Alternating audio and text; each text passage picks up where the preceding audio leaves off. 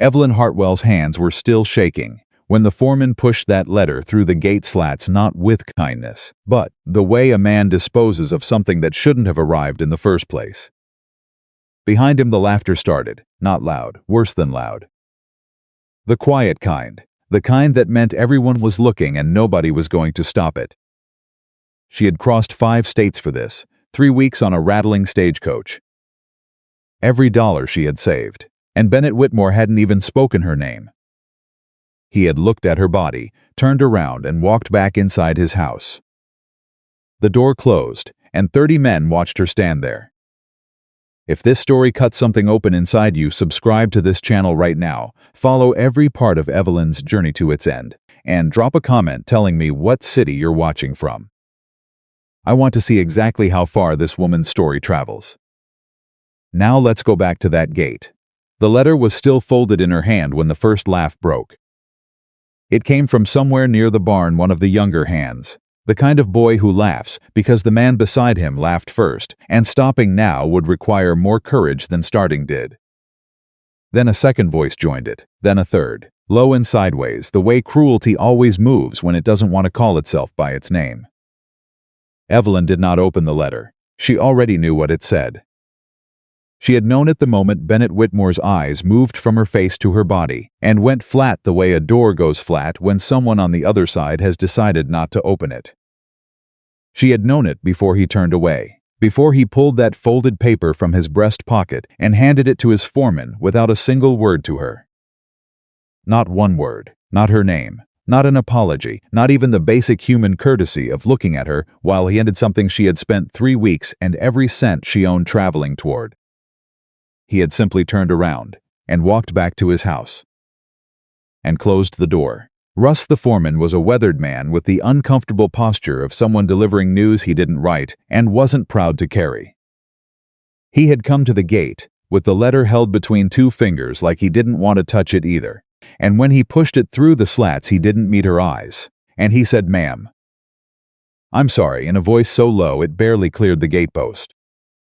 "I'm sorry" meant nothing changed. The letter was still in her hand. The laughter was still in the yard, and Bennett Whitmore was inside his house, done with her, already forgetting she existed. Evelyn pressed her lips together. She had made herself a promise on the stagecoach somewhere in Nebraska. In the dead of the 3rd night, when the wheels hit a bad stretch of road and she couldn't sleep and the doubt came at her, the way doubt always did in the dark, hard and specific and personal. She had made herself a promise: whatever happens, you do not fall apart in front of strangers. You do not give any man the satisfaction of watching you break at his gate. She was going to keep that promise, even now, even standing here in the Montana August heat, with a letter she hadn't opened in a hand that wouldn't stop shaking, and the sound of men laughing at her from across a yard she would never set foot in, and the full weight of 3 weeks of hope pressing down on her chest like something physical. She breathed in, she breathed out. She looked down at her trunk, sitting in the dust beside the gatepost, and she did the arithmetic. $4 and some change in her coin purse, 1 dress on her back, and 3 more in the trunk. Her mother's recipe journal tucked along the left side, where nothing could crush it. Her supply ledgers, 8 years of careful, precise record-keeping from the family farm in Ohio, ledgers she had brought because she had believed, genuinely and completely believed, that a man advertising for a capable wife would recognize capability when it arrived at his door. She had been wrong about that. She set the letter on top of her trunk without opening it.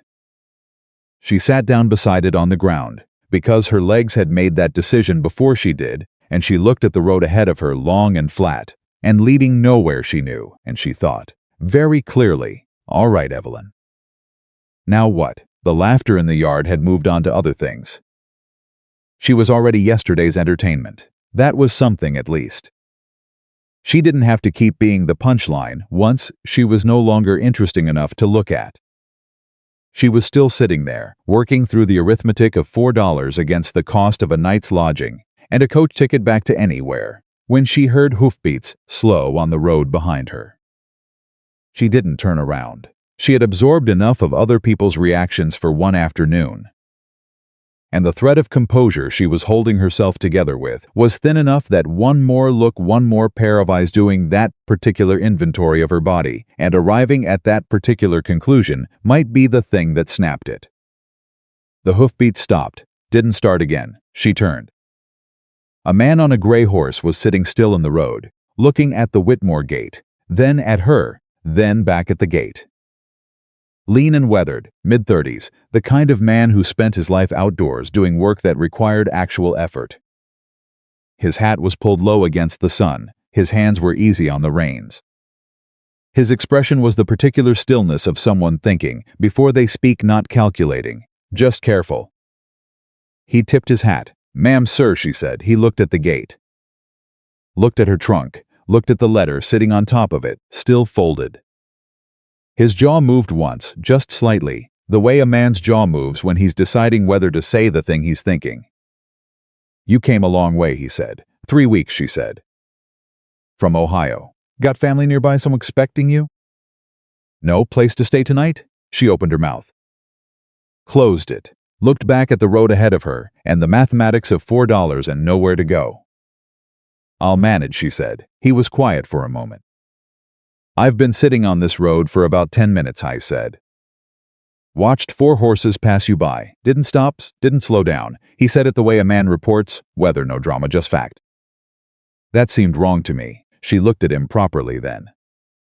In her experience, which was considerable and not always kind, men who stopped to offer things generally wanted something back. That was the arithmetic of that particular situation, the one she had learned young enough that it had become reflex.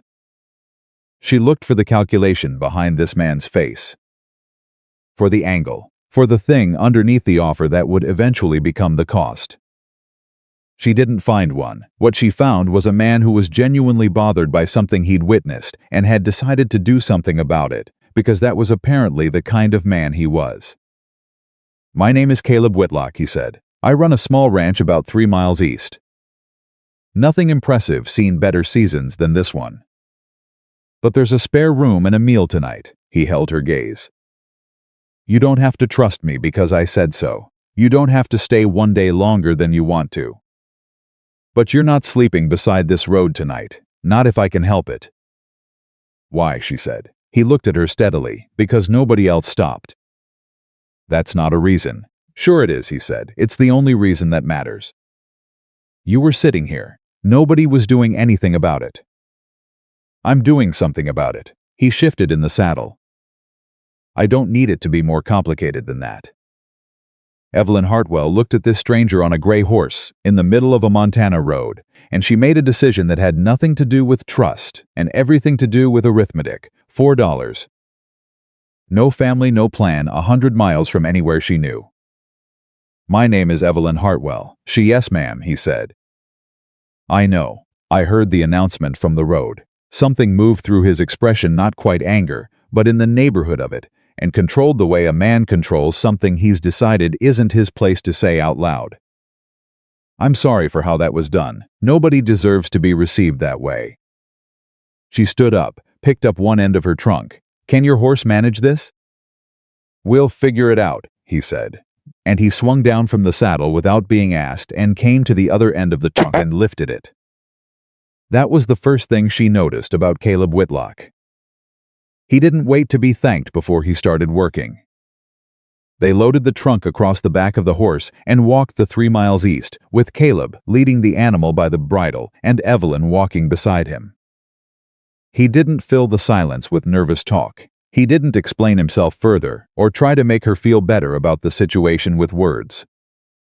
He simply walked beside her and let the silence be what it was, 2 strangers moving from one place toward another, and she found, to her own surprise, that she didn't mind it.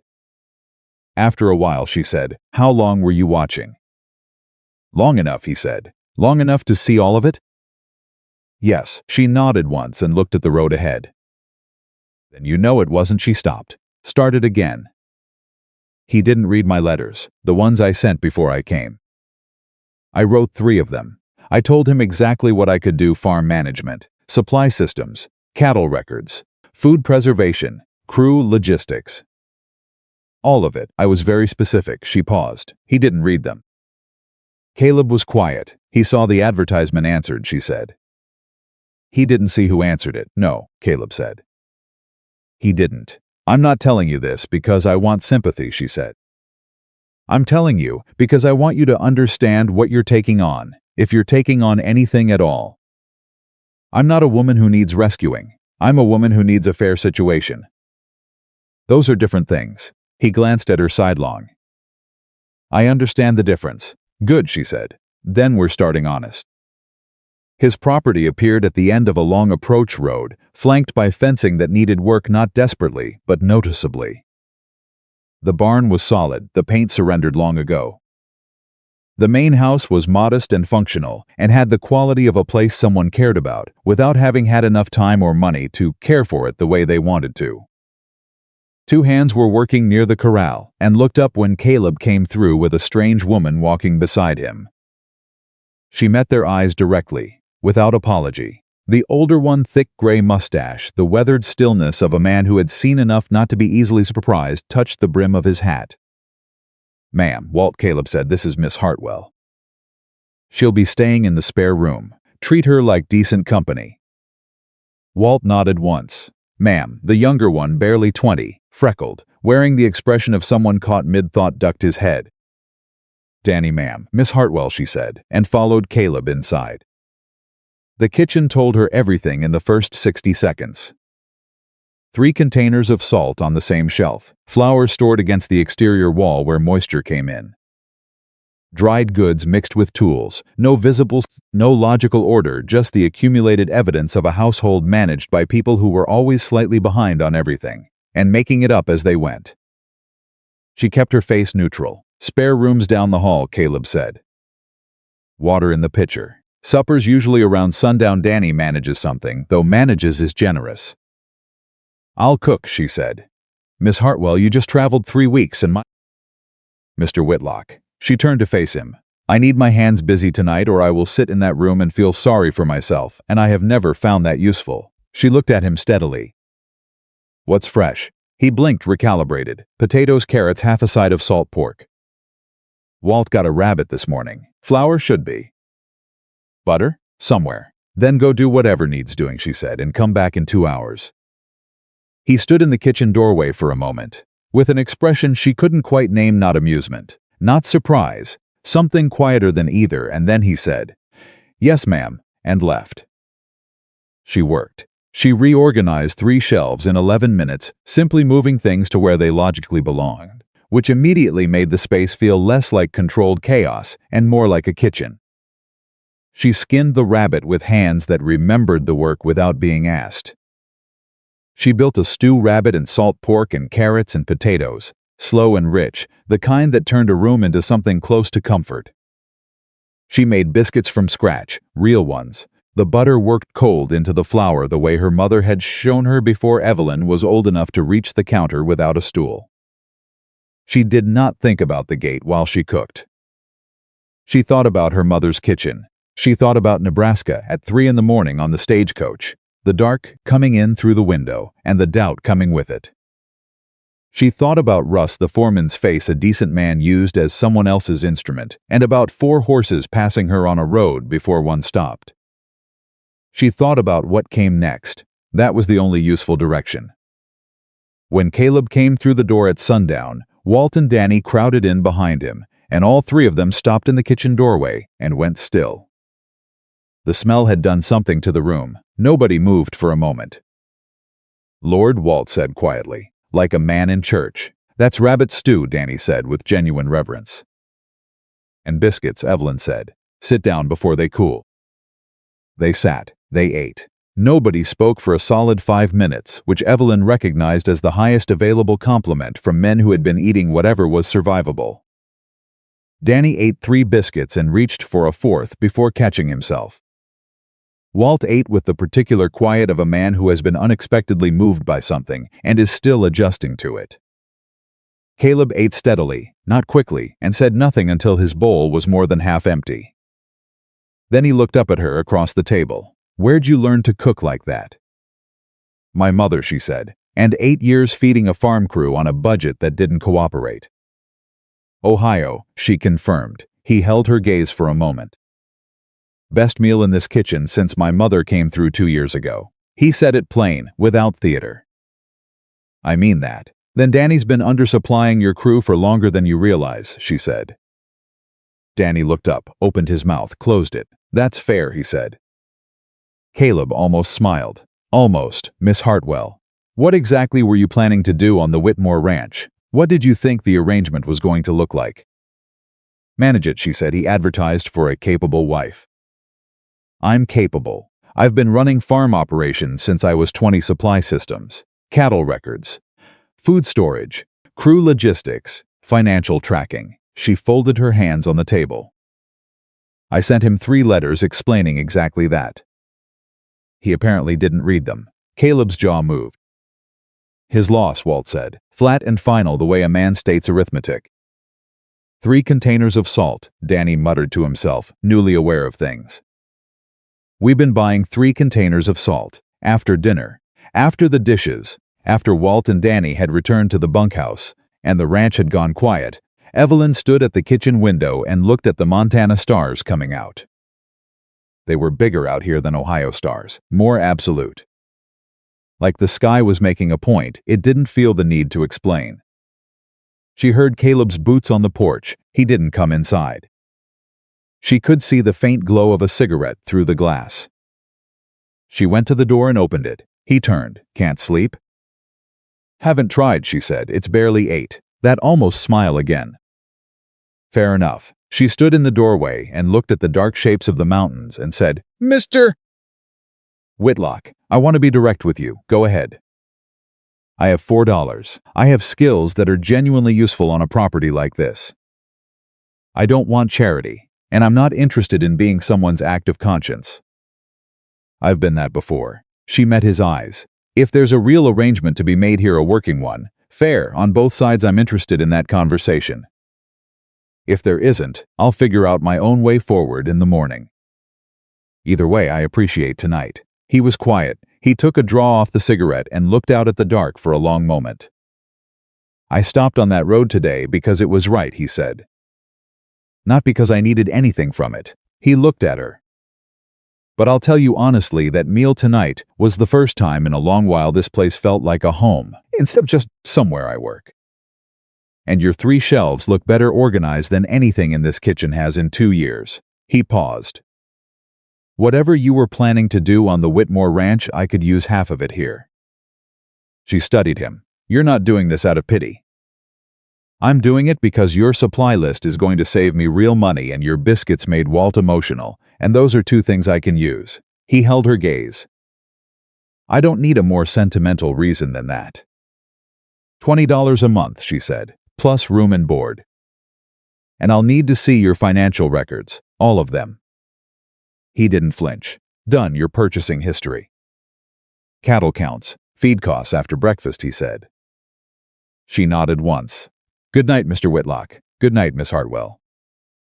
She went inside. He stood on his porch and finished his cigarette under the Montana stars, and he thought about a gate and a man who had looked and not seen, and a woman sitting in the road while 4 horses passed without slowing.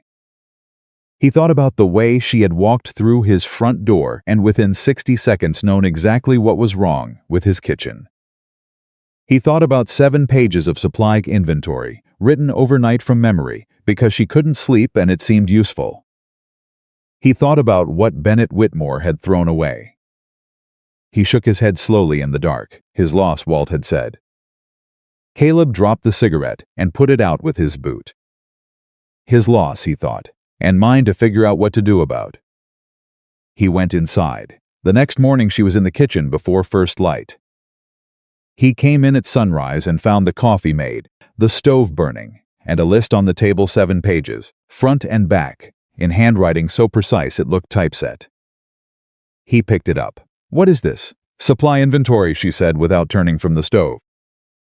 What you have, what's missing, what's stored incorrectly, and what you've been overpaying for.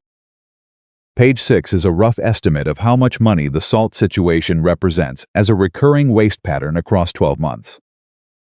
He stared at the pages. Danny came in, leaned over his shoulder. Read in silence, said 3 times with increasing feeling. Walt came in last, poured his coffee, looked at the pages spread across the table. Said to nobody in particular, she's been here one day. One day, Danny confirmed. Caleb read through every page. Set the last one down. Looked across the kitchen at Evelyn, still in her travel dress, hair pinned up, already halfway through a pot of oatmeal nobody had asked for. He thought about the gate, about a man who had looked at this woman and seen nothing worth keeping. Miss Hartwell, he said. Page 4, he said. The feed supplier. You've identified I've been overpaying by roughly 8% per quarter. Closer to 9, she said, but I rounded conservative. How did you standard market rates for Montana territory in this season are documented in the agricultural circulars, she said. I brought copies I read on the stagecoach. Walt set his coffee cup down very carefully. Danny said, she read agricultural circulars on the stagecoach. I had 3 weeks, Evelyn said simply. Caleb looked at the pages again. Then at her. Then he made a decision that felt it's like a decision, and more like recognizing something that had already been true for 12 hours. I want to show you the cattle records after breakfast, he said. The full ledgers. 3 years. She turned from the stove and looked at him with the direct, steady gaze of someone who had spent years being underestimated and had learned to recognize the exact moment when a person decided to stop doing it. All right, she said. They're not in great shape, he warned. They rarely are, she said. That's usually why someone needs help with them. Walt picked up his coffee again and looked at Caleb with the expression of a man who wants to say, I told you something was different about this one. Except he hadn't told him anything yet, because it had only been one morning, but he was already composing the speech for later. The cattle ledgers were exactly as bad as Caleb had predicted, and exactly the kind of work Evelyn had been doing for 8 years. They spent 3 hours at the kitchen table after breakfast, Caleb explaining the history, Evelyn asking precise questions and writing in the margins of a spare page she'd produced from her trunk. And slowly the shape of the problem becoming clear between them. The records were honest. They were just incomplete in ways that compounded gaps in the count dates, inconsistency in how weight was recorded. A buyer named Cooper Hannigan, who had been purchasing cattle quarterly for 2 years at a price that, when Evelyn laid it against the market figures from her agricultural circulars, was consistently low by a margin that started small and added up to something real. Hannigan, she said. She circled the number. Caleb leaned over and looked at it. Cooper Hannigan. Been buying from me since my father's time. How long has he been at this price? 2 years, more or less. I reckon the rate felt fair when we set it. It was probably fair 2 years ago, she said. The market moved, the price didn't. She showed him the math. That's the gap. He stared at the number. That's more than I thought, he said. It usually is, she said, when the pattern's been quiet long enough to feel normal. You think he's doing it deliberate? She chose her words carefully. I think some people recognize a man who trusts and takes small advantage of that trust in ways that never feel large enough in the moment to challenge. Whether that's deliberate or just convenient, she set down her pencil. I think you need to have a conversation with him before the next sale. Caleb rubbed the back of his neck. He's not going to like it. Probably not, but you're entitled to be paid correctly for your work. That's not a negotiating position. That's just arithmetic. He looked at her across the table, at the ledgers between them and the circled number, and the 7-page supply inventory still sitting to one side.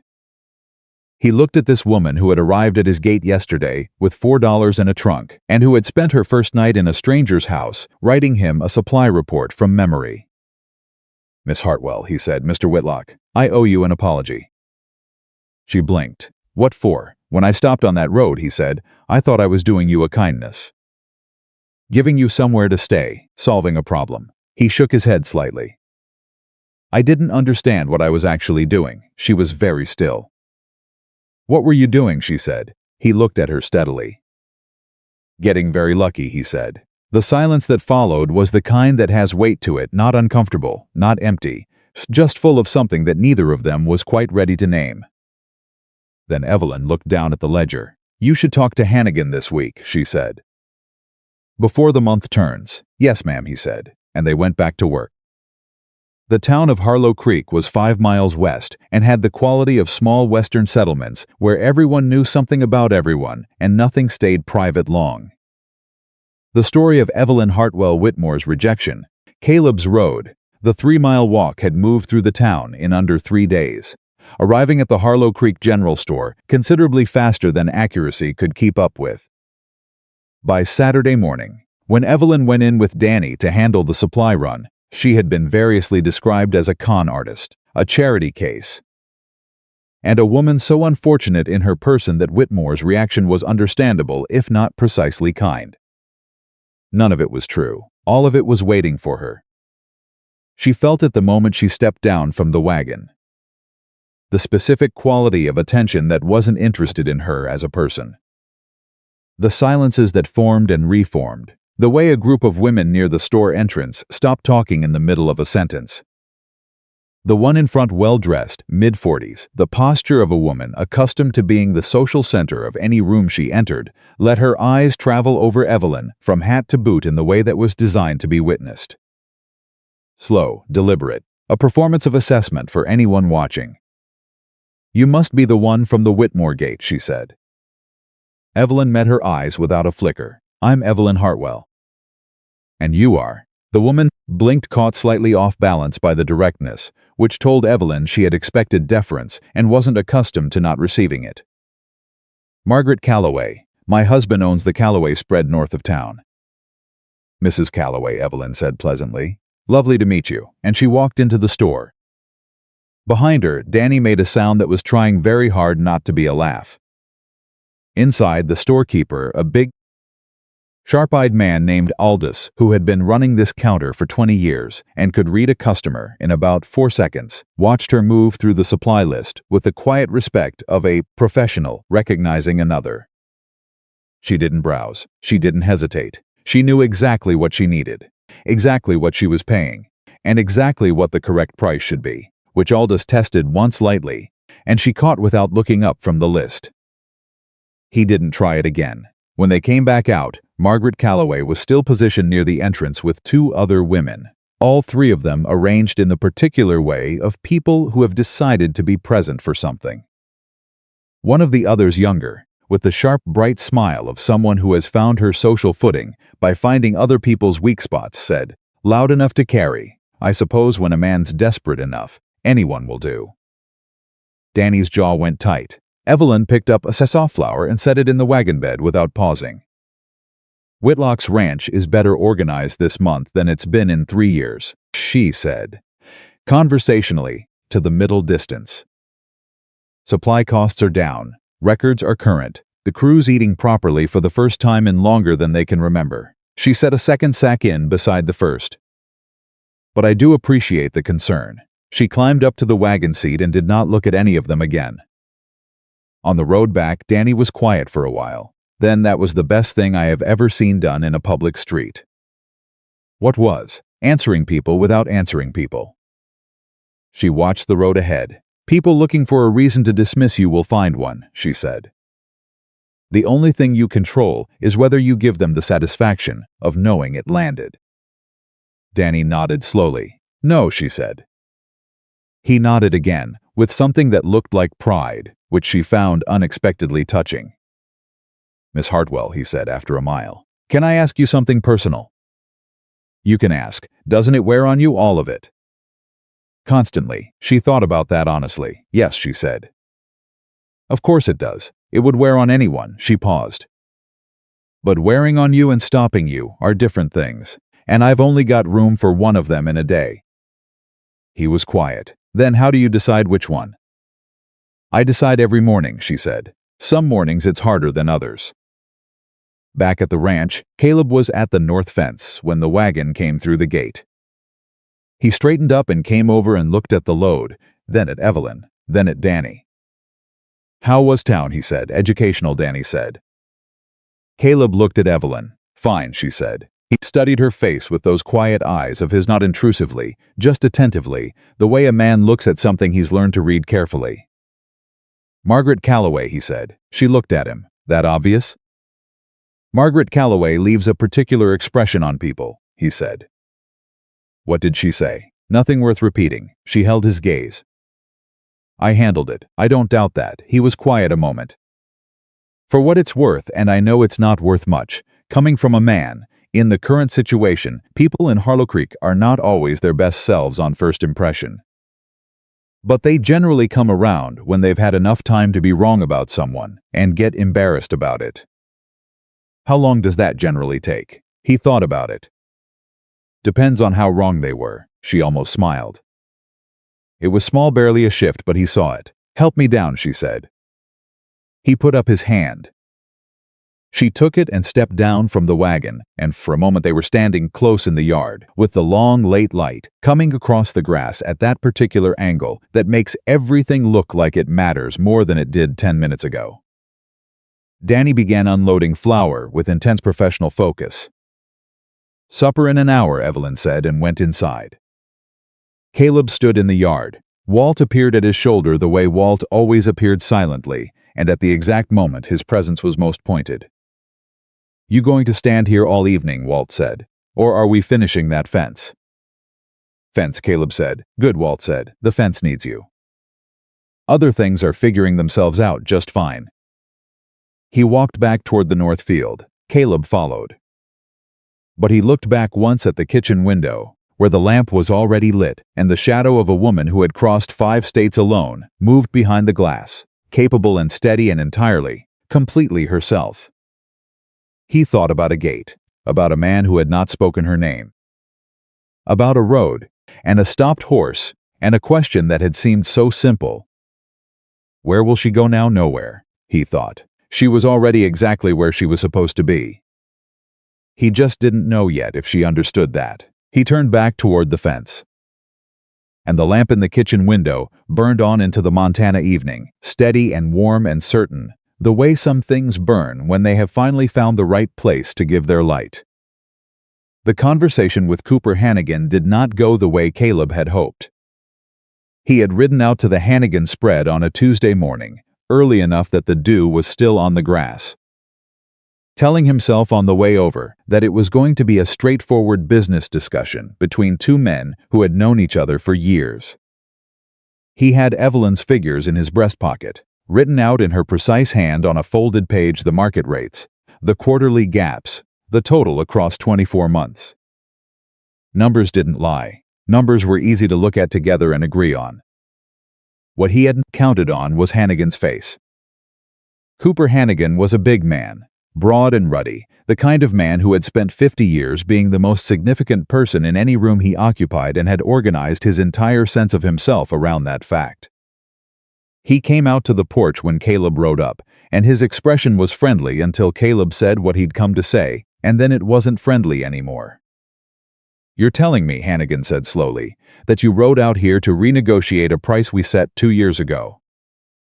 The market moved, Caleb said. The price didn't keep up with it. The market. Hannigan said the word like it was something Caleb had invented. Caleb, we shook hands on that price. We shook hands on a fair price 2 years ago, Caleb said. I'm saying it isn't fair anymore, not because of anything between us, because the market changed. Hannigan was quiet for a moment. His eyes moved in a way Caleb didn't like, calculating, the way a man's eyes move when he's not thinking about the argument in front of him, but the one he wants to have instead. This wouldn't have anything to do, Hannigan said carefully, with that woman you've got living over at your place. Caleb went very still. I'm just saying, Hannigan said. Man runs his own books for years, does fine. Then a stranger shows up and suddenly he's riding out to renegotiate old agreements. He shrugged, the kind of shrug that wasn't a shrug at all. People talk, Caleb. Let them talk, Caleb said. His voice was level. He was working to keep it that way. I'm not here about anything except what I'm owed for my cattle. The figures are right. You know they're right, or you'd have disputed them instead of changing the subject. Hannigan looked at him for a long moment. 20 ahead, he said finally. Same as before, 22.50, Caleb said. Or I sell to Briggs in the next county. The name landed. Briggs was younger and hungrier and had been trying to break into Hannigan's supplier network for 2 seasons. Hannigan knew it. Both men knew Hannigan knew it. 22, Hannigan said. Done, Caleb said. And they shook on it, and the handshake was about a degree colder than the last one. Riding back, Caleb turned it over in his mind, not the money. Which was right, but the other thing. That woman you've got living over at your place. He had known people would talk. He had known it from the moment he loaded Evelyn's trunk onto his horse on the road outside Whitmore's gate. He just hadn't fully considered what shape the talking would take. He told Evelyn about the conversation that evening. All of it, including the part about Hannigan's comment, because she had a right to know what was being said, and he wasn't the kind of man who protected people from information they needed. She listened without interrupting. When he finished, she said, 22 ahead. Yes, that's $1.50 improvement per head over the old rate. Yes, on how many head per quarter? 60, roughly. She did the math without writing it down. That's $90 a quarter, she said. $360 a year, from one conversation. From your figures, he said. She looked at him. From your willingness to have an uncomfortable conversation, she said. That's not nothing, Mr. Whitlock. A lot of men wouldn't have gone. He was quiet for a moment. He said, people are talking. About you being here, she said. It doesn't bother you. She looked at him steadily. People were talking about me before I arrived, she said. Bennett Whitmore made sure of that when he canceled the arrangement in front of his entire yard crew. The talking was always going to happen. The only question was whether I was going to let it determine what I did next. She paused. I'm not, he nodded slowly. He said. But you should know, she said, and her voice shifted slightly, not harder, but more direct, that my being here creates a specific kind of problem for you. A single man, a woman living on his property. People in a small territory town don't read that charitably, regardless of what the actual arrangement is. I know what people will say, he said. Do you care? He thought about it honestly. I care about what's true, he said. I don't much care about what people decide to believe when the truth is inconvenient for the story they already want to tell. She looked at him for a long moment. Something moved in her expression, not surprise exactly, but the particular quality of a person who's been for one answer for so long that a different one requires a moment to land. All right, she said, then we continue. They continued. October arrived the way October arrives in Montana, not gradually, but as a decision. The air changed overnight, the light changed its angle. The work on the ranch shifted from the sprawling rhythm of summer into something tighter and more deliberate, the particular urgency of a place getting itself ready for what was coming. Evelyn had been at the ranch 6 weeks by then, and in those 6 weeks she had done things that would have taken Caleb another 2 years to get around to if he ever had. The supply system was running. The kitchen was a different place. The cattle records were current and reconciled and organized in a way that would make sense to anyone who opened them, not just to Caleb's memory. She had identified 3 separate places where the ranch was spending money it didn't need to spend, and 2 of them had already been corrected. But it was the thing she did with Walt that nobody expected. Walt had been working the Whitlock Ranch for 9 years. He was steady and skilled and loyal in the specific, uncomplicated way of a man who doesn't require explanation for his commitments. But Walt had a problem with his right hand, an old injury from a fence post accident 7 years back that had healed badly and had been getting worse in the cold, and which he had been managing quietly and without complaint for long enough that Caleb had stopped noticing it. Evelyn noticed it on the 3rd day. She didn't say anything immediately. She watched the way he favored it, the way certain tasks took him twice as long as they should. The way he adjusted his grip on tools without appearing to think about it, the compensation so practiced it was nearly invisible. On the 4th week, she asked him directly, sat down across from him at the breakfast table one morning after Caleb and Danny had gone out and said, "Your right hand." "How bad is it?" "It's fine. It's not fine," she said. "You've been compensating for it since I got here." "How long?" He was quiet for a moment. "Then 7 years, give or take." "Has a doctor looked at it?" "Doctors cost money." "Has Caleb seen it?" "He's got enough to worry about." She looked at him for a long moment. "Walt," she said, "you're doing half your work with one hand." "Do you understand that?" Not because you're not capable, because you've been protecting something that needs attention and calling it fine. Walt said nothing. I'm going to write a letter, she said. To the physician in Billings. There's a man there who specializes in hand and wrist injuries. His name's in the agricultural medical bulletin I brought with me. She held up a hand before Walt could speak. I'm not asking you to go. I'm telling you I'm going to write the letter. And whatever he says is worth knowing, and after that it's your decision. Walt looked at his hand, then at her. You read the agricultural medical bulletin, he said. I read everything on the stagecoach, she said. I had 3 weeks. Walt almost smiled. It was a small thing, barely a shift in the weathered lines of his face, but it was real. All right, he said. Write the letter. She wrote it that evening. Caleb found out about it 2 days later when he went to mail a provision order in town and found Evelyn's letter to the Billings physician already in the outgoing stack, addressed in her precise hand. He came back and found her in the garden she'd been rehabilitating since her 2nd week on the property, and he said, Walt's hand. She looked up. He told you I asked, she said. He answered. She went back to what she was doing. He's been managing something for 7 years that might be manageable. He deserves to know. Caleb stood at the garden fence for a moment. Why didn't he tell me? She looked at him. Because you're his employer, she said, simply, and he didn't want to be seen as someone who couldn't do the work. Men do that. They carry things quietly because they think asking for help changes how they're valued. She paused. It's a very common and very unnecessary kind of loneliness. Caleb was quiet for a long moment. You've been here 6 weeks, he said. Yes. And you already know things about the people on this ranch that I don't know after 9 years. You know different things, she said. You know how Walt works. You know what he's capable of and how to rely on him. I know what he's protecting. She met his gaze. Those aren't the same kind of knowing, but they're both useful. He looked at her across the fence. The morning light was doing something particular to the garden, the late-season plants holding on against the coming cold, the ones Evelyn had coaxed back from what had been essentially a patch of good intentions and poor follow-through. He thought about what she'd just said, and found that it was true in a way that went further than Walt. She knew things about this place that he didn't know. She knew things about him, probably, that he hadn't said out loud.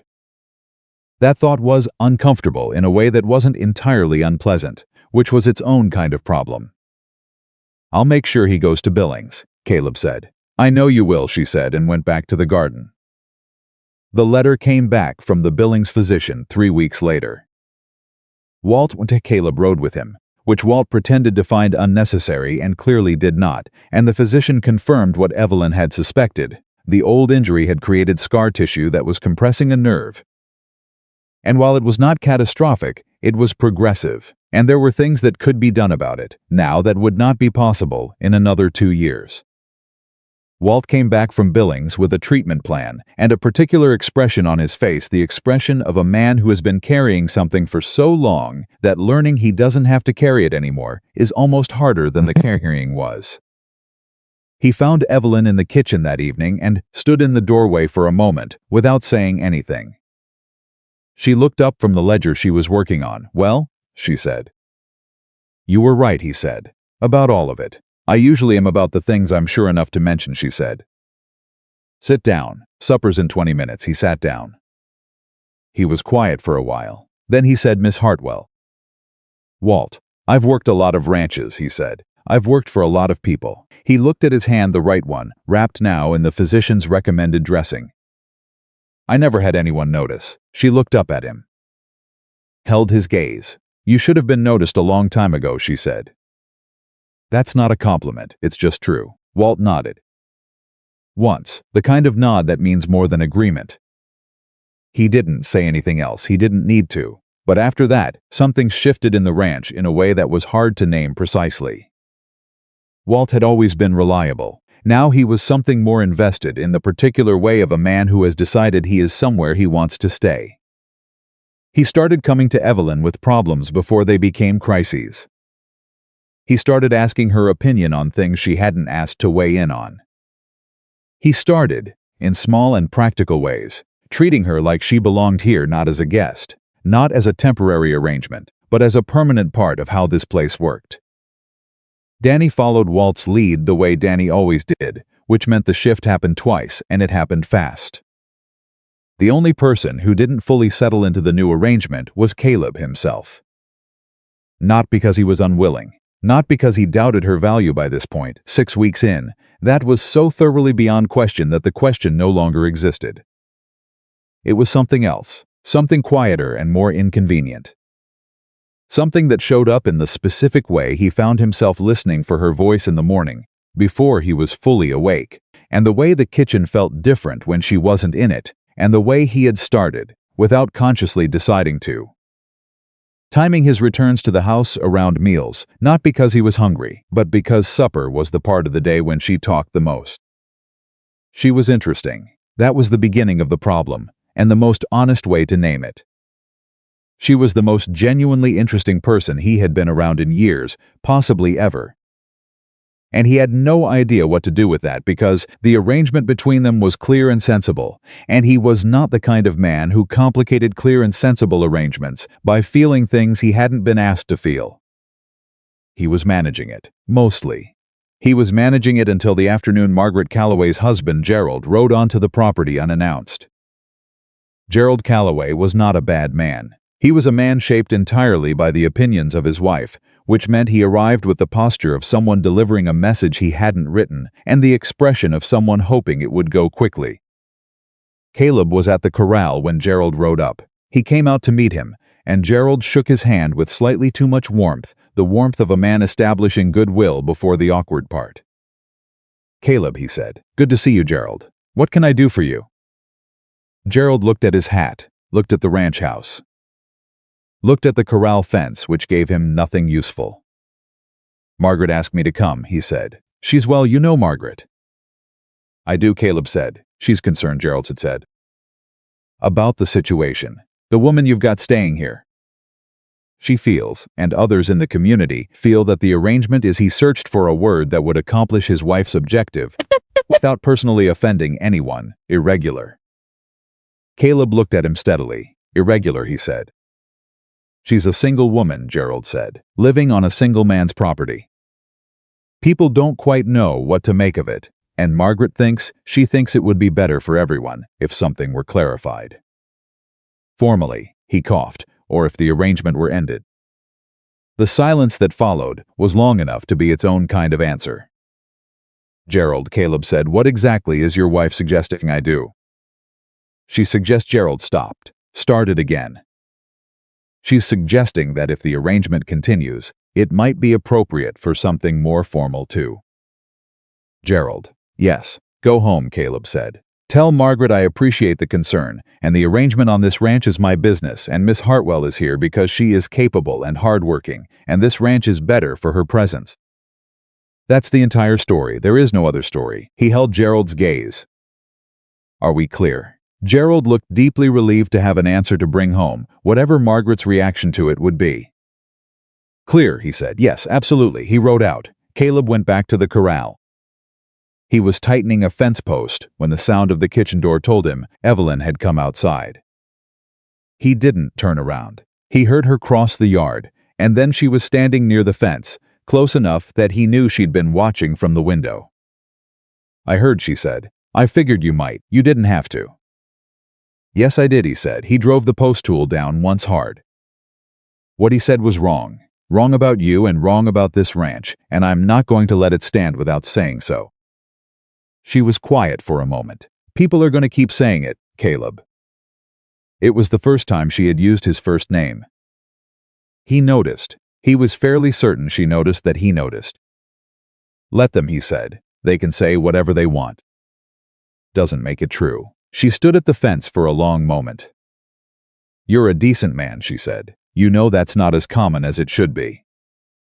"I'm just doing what's right," he said. "Yes," she said. "That's what I mean." She went back inside. Caleb stood at the fence post and didn't move for a long moment, and Walt, who had the specific gift of appearing silently at moments of maximum inconvenience, materialized beside him with a fence tool of his own. "She called you Caleb. I heard, first time." "Walt, just noting it, don't," Caleb said. Walt picked up the fence tool and started on the next post without another word. And the silence between them was the companionable silence of two men who understood each other perfectly and were choosing, for different reasons, not to say so. The weeks that followed had the particular qualities of something building toward something else, though neither of them was naming it. Evelyn continued her work. She had started, in addition to everything else, a systematic review of what the ranch was producing versus what the county markets were paying. And she had identified that Caleb was selling certain products locally at prices that were roughly 15% below what the same products were fetching in Billings. She put together a summary 6 pages, the numbers clear and sequential, and presented it to him one evening after supper while Walt and Danny were still at the table. He read through it without speaking. When he was done, he looked up. "You're saying we should be selling to Billings directly," he said. "For certain categories, yes," she said. "It means a harder transport, but the margin difference justifies it 3 times over." "The transport alone would cost page 4, she said. He turned to page 4. She had already calculated the transport cost and subtracted it from the differential. The number that remained was still significant. Danny craned his neck to look at the page. Is that real?" "It's real," Evelyn said. Walt looked at the number, looked at Caleb, said nothing, which from Walt meant everything.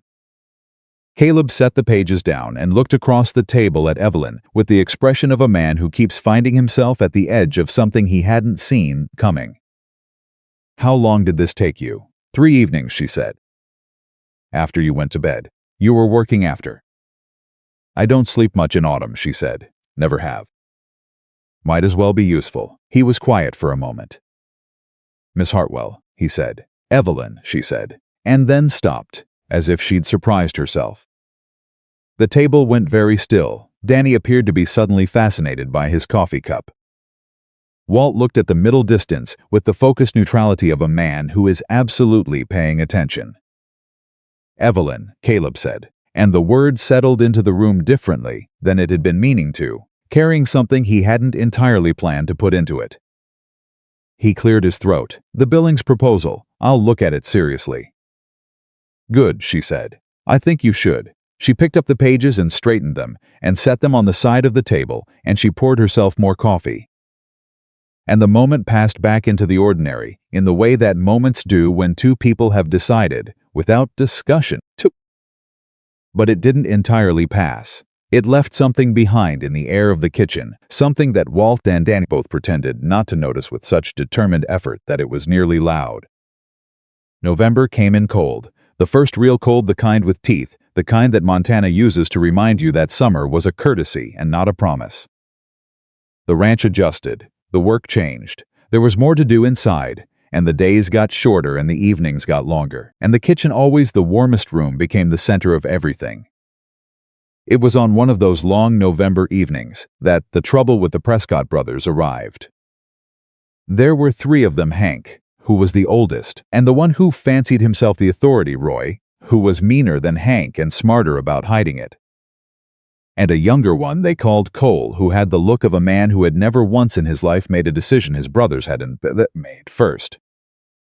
They had a property northeast of Harlow Creek that bordered Caleb's land on one corner, and they had been problems, low-level, manageable problems, for as long as Caleb could remember. Fence disputes, grazing disputes, the general sourness of men who believed the world had arranged itself wrongly relative to their own importance and who spent considerable energy communicating that belief to their neighbors. Hank Prescott showed up on a Tuesday evening without being invited, which was typical. He came to the front door rather than the yard, which was not, and Caleb answered it to find Hank standing on his porch with Roy just behind him and Cole on the steps like he'd been assigned a post. "Whitlock," Caleb said, "what can I do for you?" "Heard you been making changes around here," Hank said. "Management changes." His eyes moved past Caleb's shoulder into the house. "Looking for something. Heard you got a woman running your books." "I've got a capable person who helps manage the ranch operation," Caleb said. "Yes, that's so." Hank smiled, the kind of smile that was about something other than friendliness. Only reason I mention it, we've got some questions about your eastern fence line. The new corner markers you put up last month, what about them? They're 3 feet over the line, Hank said. Roy measured. Caleb kept his face neutral. The corner markers had been placed by himself and Walt 2 weeks ago. Using measurements Evelyn had checked against the original land survey documents she'd found in a box in the back of the house where they'd apparently been sitting unread for 6 years. Roy measured wrong, Caleb said. Hank's smile didn't move.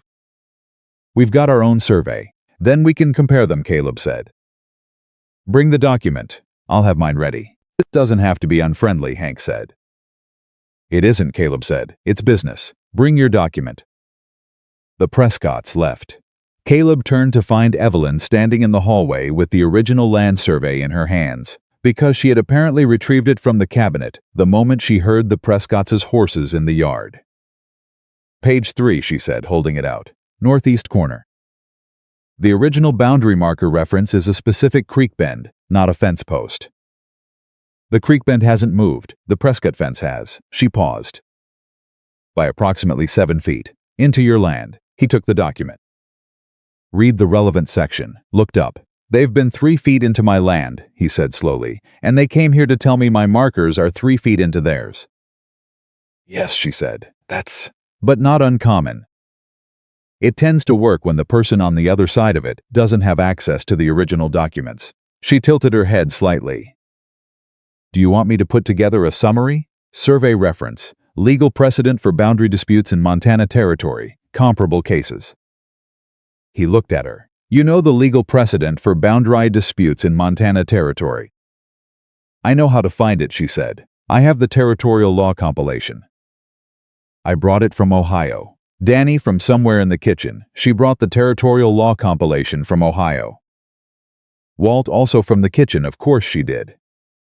Caleb stood in the hallway, holding the land survey, and looking at this woman who had arrived at his property 6 weeks ago with $4 and a trunk, and who now knew more about his ranch than he did, and had apparently also brought Montana's territorial law compilation on a stagecoach from Ohio, because she liked to be prepared. Evelyn, he said. Yes, thank you, he said. Not for the document. For all of it.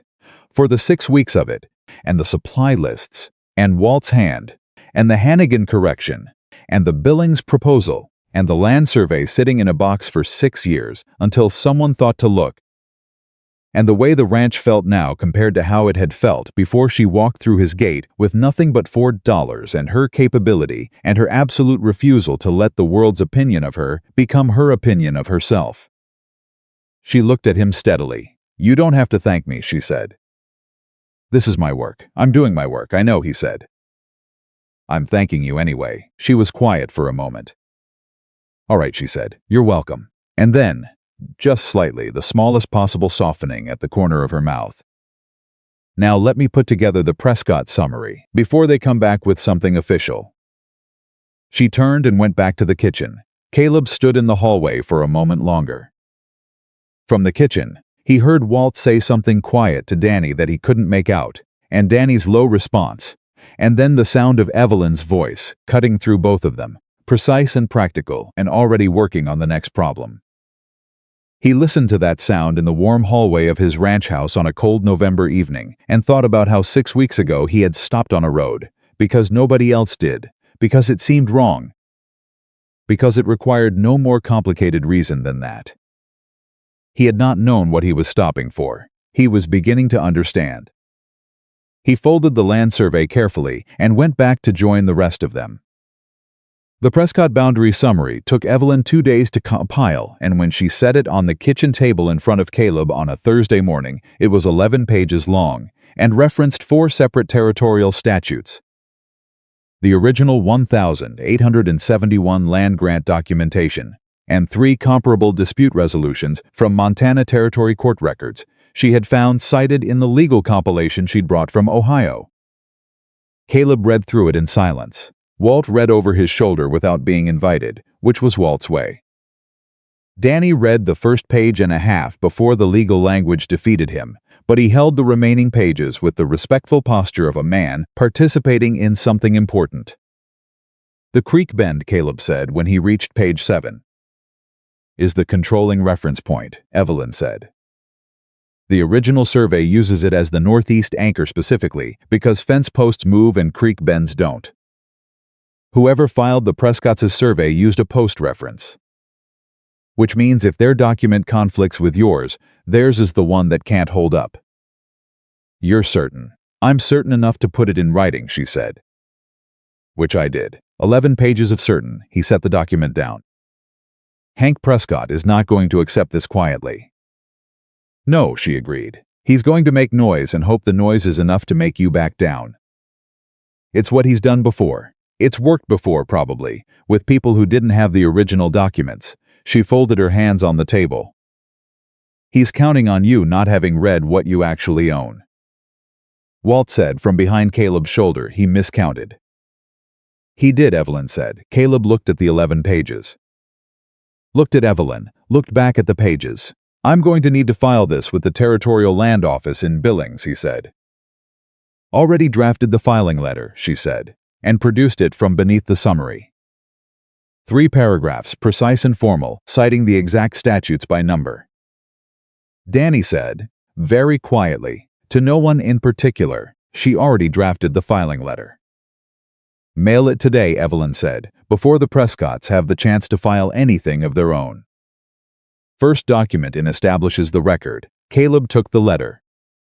Stood up. Looked at her with an expression that had moved somewhere past admiration into something more complicated, something that kept arriving, and that he kept not quite naming. I'll ride to town this morning, he said. Take the summary copy, she said. Not the original. Keep the original here. He took the copy. He rode to town. He mailed the letter. And Hank Prescott, who arrived at the Harlow Creek Land Office 2 days later with his own documentation, found that the Whitlock filing was already in the record, and that the reviewing clerk, a meticulous man named Abner Cole who had been processing land documents for 15 years, and who recognized solid legal groundwork when he saw it, had flagged the Whitlock submission as prima facie valid and the conflicting Prescott claim as requiring substantial additional evidence to proceed. Hank Prescott rode back from Billings in a fury that half the county heard about before he'd been home an hour. Roy Prescott, the smarter and meaner of the two, drew a different conclusion than his brother. Hank saw a setback. Roy saw a woman who needed to be dealt with directly. Evelyn found out about Roy's conclusion not from Caleb, who didn't know yet, but from the wife of one of the Harlow Creek merchants, a quiet woman named Clara Sims, who had the habit of noticing things people said when they thought they were only being overheard by their own kind.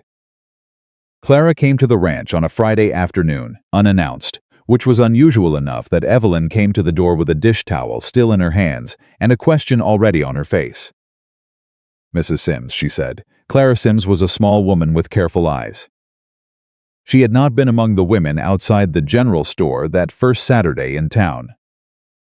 She had not been warm to Evelyn either, exactly more neutral, watchful, the way of a woman who makes up her own mind on her own timeline. Miss Hartwell, she said, I'm sorry to come without notice. I thought you should know something. Come in, Evelyn said. Clara sat at the kitchen table and folded her hands and said it directly, which Evelyn respected. Roy Prescott was at my husband's store yesterday evening. He didn't know I was in the back. He was talking to someone I didn't see who about you specifically. About how the boundary situation has been handled. She's paused. He said the problem isn't Whitlock. He said the problem is you. He said, she stopped, measuring something. He said someone needs to remind you that you came here with nothing and you'll leave with less. The kitchen was very quiet. Evelyn set the dish towel on the table. Her hands were steady. Her face was steady. Inside, something had gone cold and alert in the way of a person who's heard a threat before and knows how to hear it accurately without letting it become larger than it is. He said that specifically, she said. Word for word, Clara said. I wouldn't have come otherwise. Evelyn nodded once. Thank you, Mrs. Sims. I mean that. Clara looked at her for a moment. Are you going to tell Whitlock? Yes, Evelyn said. Immediately. Clara nodded. She rose to leave, then stopped at the kitchen doorway. For what it's worth, she said, my husband redid his provision account last month based on the new supply pricing you worked out with Aldous. He's been doing it wrong for 6 years. She paused. He doesn't say things like that easily. She left. Evelyn stood in the kitchen for 60 seconds, thinking. Then she went to find Caleb. He was in the barn with Walt, working on a piece of equipment that had been giving trouble for a week. She told him what Clara Sims had said, all of it, standing in the barn doorway without preamble. Caleb put down the tool he was holding before she finished. Walt went very still. When she was done, Caleb said Roy Prescott said that. According to Clara Sims, word for word, he was quiet. A specific kind of quiet, not the processing quiet she had seen from him before, but something harder-edged, something that lived closer to the surface. That's a threat, he said. I know what it is, she said. He's nodding, stopped, started again, more carefully. Roy Prescott is not a man who says things like that without meaning to follow through on them.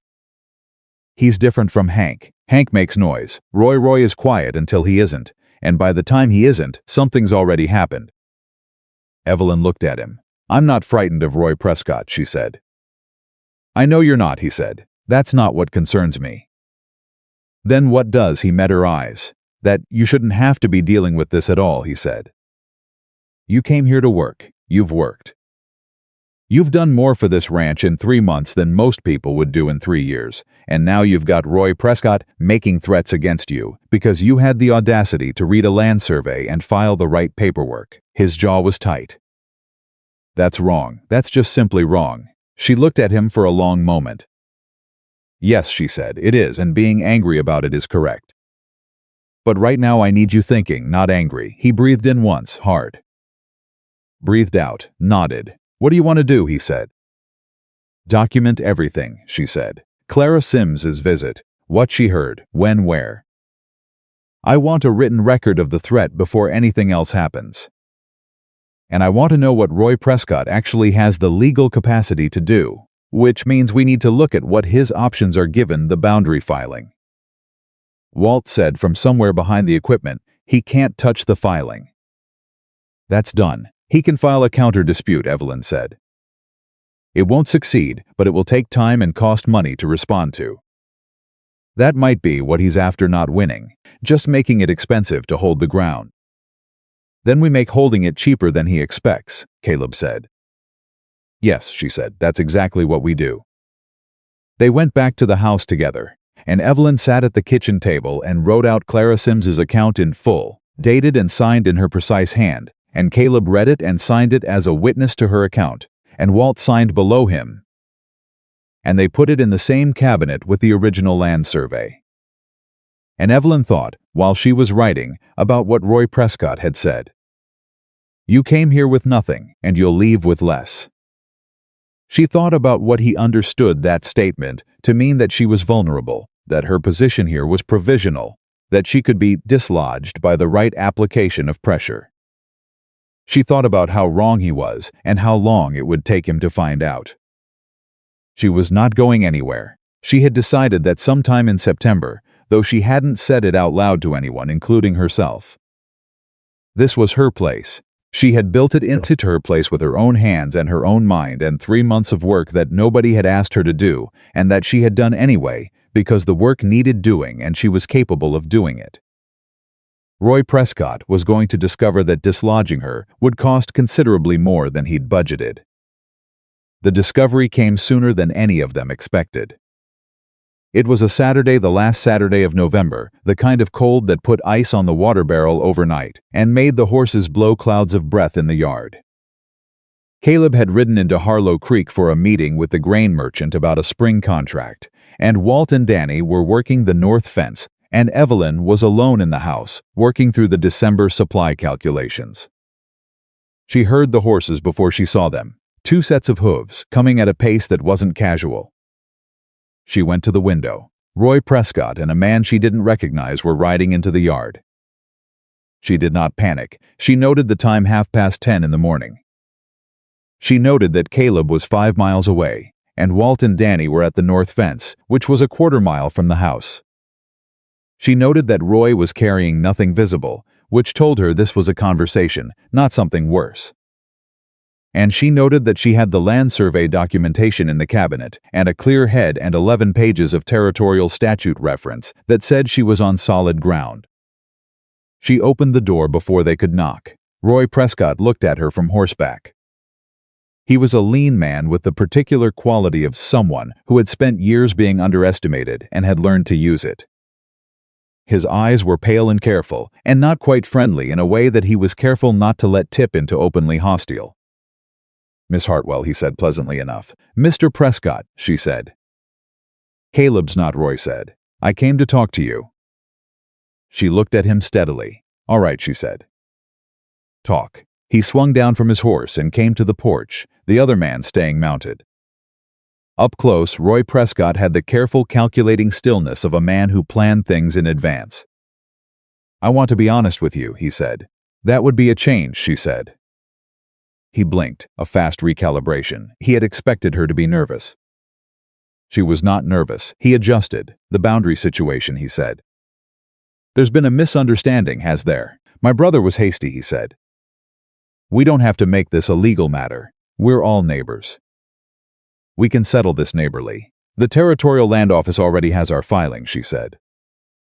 "The record is established. Any settlement would need to begin there."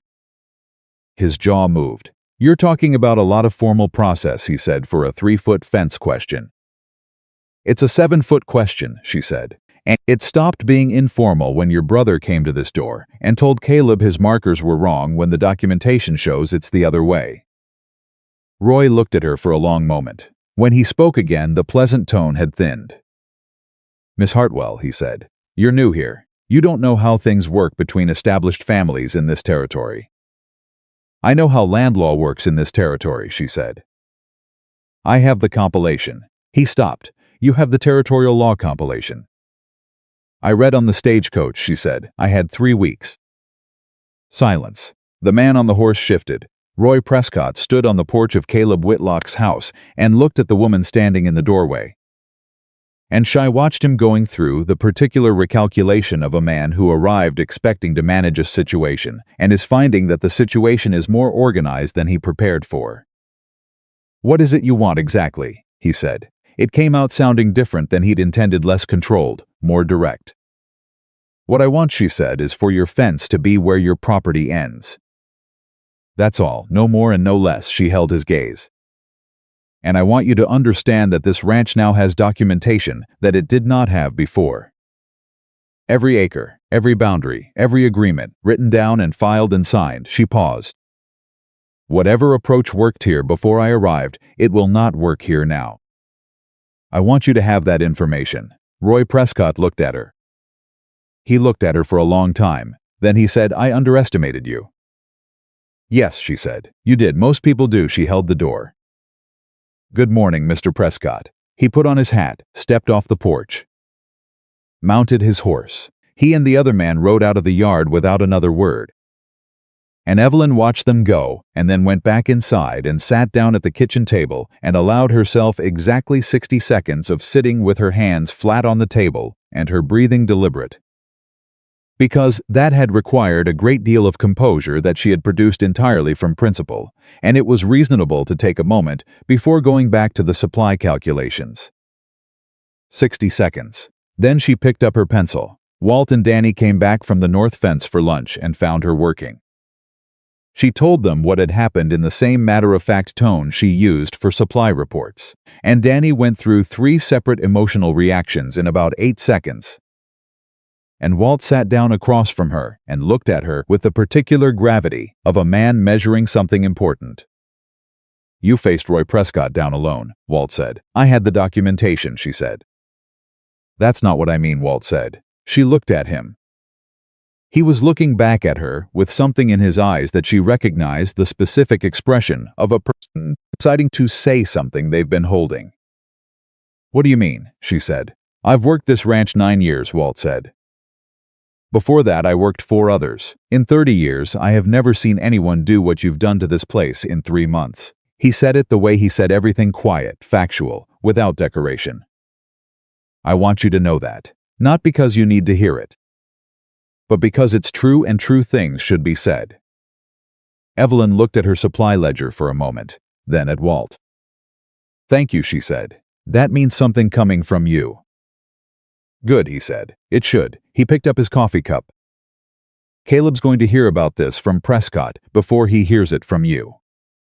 Roy'll make sure of that. Whatever version Caleb hears, it'll be shaped to make you look like you caused trouble." She nodded. "I know, so you should be the one to tell him first," Walt said. "Tonight, before anything else. I plan to," she said. "Good," Walt said, and Evelyn. He waited until she looked up. "When you tell him all of it, including what Roy said to that man in Sims's store." He held her gaze. "He needs to know what he's dealing with, not a version you've tidied up to keep him from worrying." She was quiet for a moment. "You think I do that?" she said. "Tidy things up. I think," Walt said carefully, "that you are a woman who has been managing things alone for so long that sharing the full weight of something doesn't come naturally. And I think that's going to be a problem if you let it be." He paused. "This is his ranch, and you are whatever you are here, which is more than you've let yourself say out loud, but whatever you are, you're not alone anymore. Let him carry some of it." Evelyn looked at the kitchen table for a long moment. "When did you get wise?" she said. "I've always been wise," Walt said. "I just don't waste it on people who won't use it." She almost laughed. The real kind, the kind that surprised her. "All right," she said. "I'll tell him everything." Caleb came back from town in the late afternoon, and she told him at the kitchen table, Walt and Danny both absent with unusual considerateness. And she told him all of it the way Walt had said, nothing tidied, nothing reduced to keep his worry manageable. The yard, Roy's words, the conversation on the porch, Roy's face when she mentioned the territorial law compilation, what Clara Sims had reported. Caleb listened to the whole of it without interrupting. When she finished, there was a silence that had different quality than his usual silences. Harder, more focused. "He came here when he knew I was gone," Caleb said. "Yes, he thought you'd be easier to handle without me here." "Yes, and instead you handled him with the territorial law compilation and 11 pages of statute." "And the original survey," she said. He looked at her. There was something in his face that she had not quite seen from him before, something that had moved past respect and past admiration, and was sitting closer to the particular tenderness of a man looking at someone he has been trying not to feel specific things about and is losing the argument with himself. "Evelyn," he said. "Caleb, you're not afraid of any of them," he said. "Margaret Calloway, Hannigan, Roy Prescott. Not one of them got through to you." "Of course they got through to me," she said. "I'm not made of stone. They got through to me and I handled them anyway." "That's different from not being afraid." He was quiet. "The gate," he said, "when Whitmore sent that foreman out." "Were you?" "Yes," she said before he could finish. "I was terrified. I was completely terrified. I had traveled 3 weeks and spent everything I had, and I was standing in a Montana road with $4 in my purse and nowhere to go." She said it plainly, without performance. "I was more frightened in that moment than I've been in my entire life." "You didn't show it," he said. "I promised myself I wouldn't," she said. "It was the only thing I could control." He was quiet for a long time. "I want to tell you something," he said. She waited. "When I stopped on that road," he said, "I told you it was because nobody else did."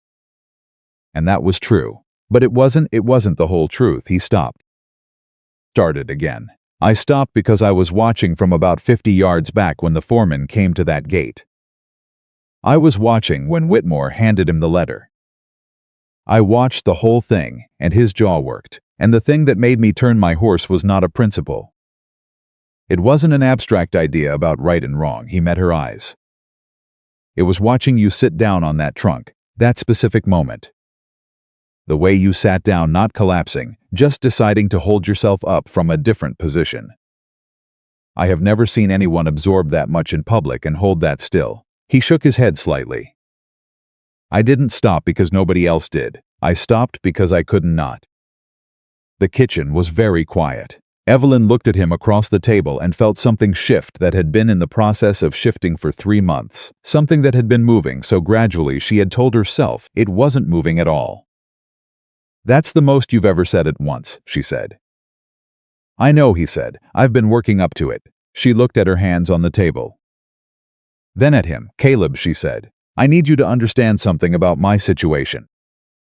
I came here with nothing. I have built something here, a position, a function, a place where my work means something. That matters to me more than I can explain to you, because for most of my life, the question of whether I belonged somewhere was always being decided by someone else based on things that had nothing to do with what I could do or who I was. She held his gaze. I cannot afford to let what I might feel about any other aspect of this arrangement compromise what I have built here. Do you understand what I'm saying? He looked at her steadily. You're saying you won't risk the work for the feeling. I'm saying I can't, she said, not yet. Not until I'm certain the feeling is about what it actually is, and not about, she paused, not about gratitude, or proximity, or the particular vulnerability of being in a new place where one person was kind. He was quiet for a moment. That's fair, he said. It's not an answer either way, she said. She searched for the word, it's a not yet. He looked at her. Something in his face settled, not disappointed, not relieved. Just the specific quality of a man who has heard something true and is deciding to honor it. All right, he said, not yet. She nodded. He pushed back from the table and stood up. I'm going to ride to the north fence, he said. Walt left a section unfinished.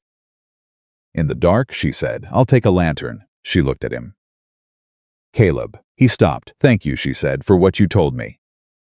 About the gate. She held his matters. He put on his hat. Yes, ma'am, he said and went out. Evelyn sat alone at the kitchen table in the warm kitchen of a ranch that had been her home for 3 months without anyone formally making it so. And she thought about everything she had said and everything she had meant, and whether the line between them was as clear as she needed it to be. It was not entirely clear. She was aware of that. She was also aware that Walt had been right. She was not alone anymore. And learning to trust that, learning to actually put weight on it instead of managing it from a careful distance was going to require something of her that was harder than 11 pages of statute and an organized supply system. She picked up her pencil. She went back to work. And outside, the first real snow of the Montana winter began to fall quietly, without announcement, the way the most significant things always began. 3 days later, the fire changed everything. It started on the Kelly property, 2 ranches northeast of Caleb's at 3 in the morning on a Tuesday. Nobody knew the exact cause. A lantern maybe, or a cooking fire gone sideways in the wind. What they knew was that by the time the first alarm reached Harlow Creek, the Kelly barn was fully involved and the wind was carrying embers southwest, directly toward 4 other properties in sequence. Directly toward Caleb's ranch. The man who came to the door was Tom Kelly's youngest son, 17 and on horseback and barely coherent with panic. He hammered on the door at 3:45 in the morning, and Caleb had the door open before the second knock. Fire, the boy said. The wind's moving it. My father says warn everyone southwest. Caleb had his boots on in 45 seconds. He was shouting for Walt and Danny before he reached the bottom of the stairs, and by the time he got to the yard, all 3 of them were moving. Evelyn was already at the kitchen door. She had heard the knock. She had heard the word. She had been awake, she rarely slept past 3, and she had heard everything, and in the 60 seconds since then she had not been standing still. How many ranches between the Kelly property and here? She said to Caleb. 2, he said. Martinson and the Hardy widow. Does the Hardy widow have anyone to help her move her animals? He stopped. The question hit him somewhere specific. Her son's in Billings, he said. Then she needs someone before she needs anything else. She was already moving. I know which families have children and which have elderly. I know who's between here and the Kelly spread because I've been doing supply logistics for this area for 3 months. She turned to Danny. Danny, ride to the Hardy widow. Help her move her animals to the road and then go northeast and start working back toward us. Tell every person you pass to send their animals southwest and follow them. Danny looked, Caleb said. Danny went. Walt, she said, I need you to move our cattle to the south field. Not the east, the wind's coming from the northeast. South is the safe quadrant. Can you do that with your hand? I can do it, Walt said. Then go now, before the smoke gets heavy. Walt went. Caleb looked at her. What are you doing? The same thing I always do, she said. Finding the system that keeps the most people safe. She met his eyes. I need you to ride to the Mitchell and Henderson properties on the west side and tell them to prepare to receive displaced animals and families. They have the most space. Tell them I'm sending people their way. You're coordinating the evacuation, he said. Someone has to, she said. And I know the properties. I know who has what space and who needs help, and which families have the fewest resources to manage alone. She paused. Go, Caleb. I'll be here when you get back. He went. And Evelyn Hartwell, the woman they had laughed at, outside Whitmore's gate, the woman Margaret Calloway had watched with performing eyes, the woman Roy Prescott had driven out to manage, stood in the yard of Caleb Whitlock's ranch in the middle of a Montana night and began directing people. They came in the first hour, the hardy widow with her 3 horses, guided in by Danny, who had reached her in time. 2 of the Martinson children, separated from their parents in the smoke, who Evelyn sat at the kitchen table, with blankets and warm water, and a calm voice that told them their mother and father were coming, and that they were safe here. The Martinson parents arrived 20 minutes later.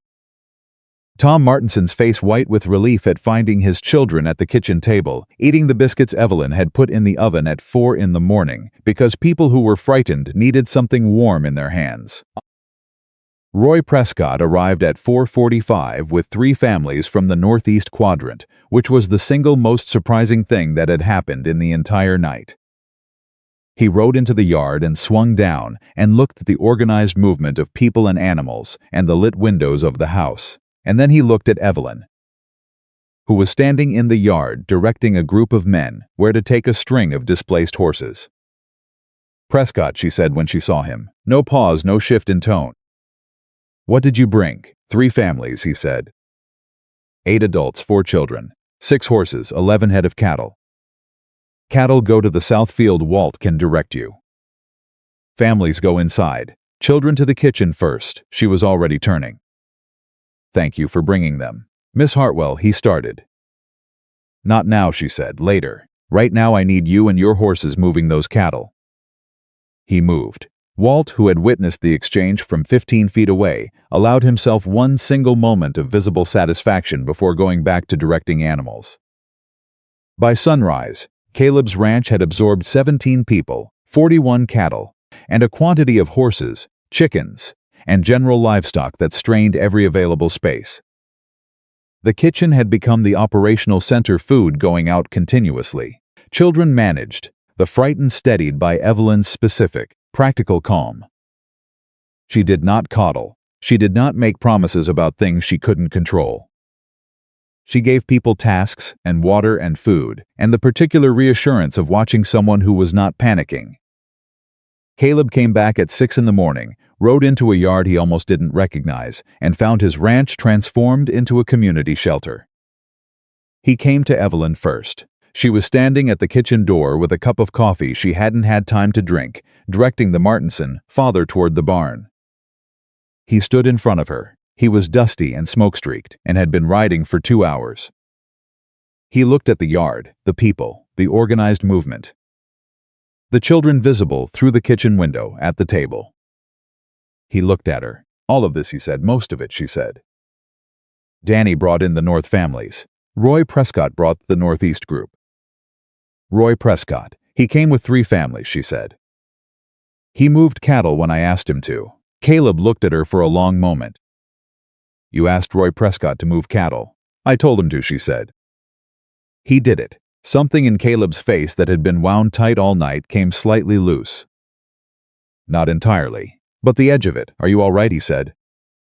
I'm fine, she said. Evelyn. I'm fine, she said again. And this time her voice did something at the edge of the word, something very small, a slight unsteadiness that was there for half a second and then gone. But he heard it. Hey, he said quietly. She looked at him. You've been up since before 4, he said. You've been running this alone. Not alone, she said. Danny, Evelyn. He stepped closer. Not intrusive, just present. It's all right to have used something up doing this.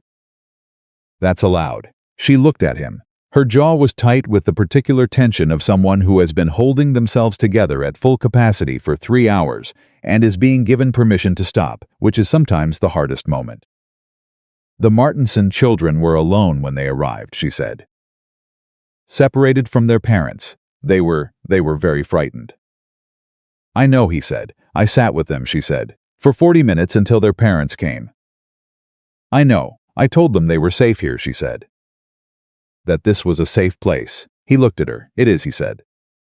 It's the safest place I know. She breathed in, once, and something in her steadied that had been at the edge of not being steady, and she picked up the coffee cup she hadn't drunk.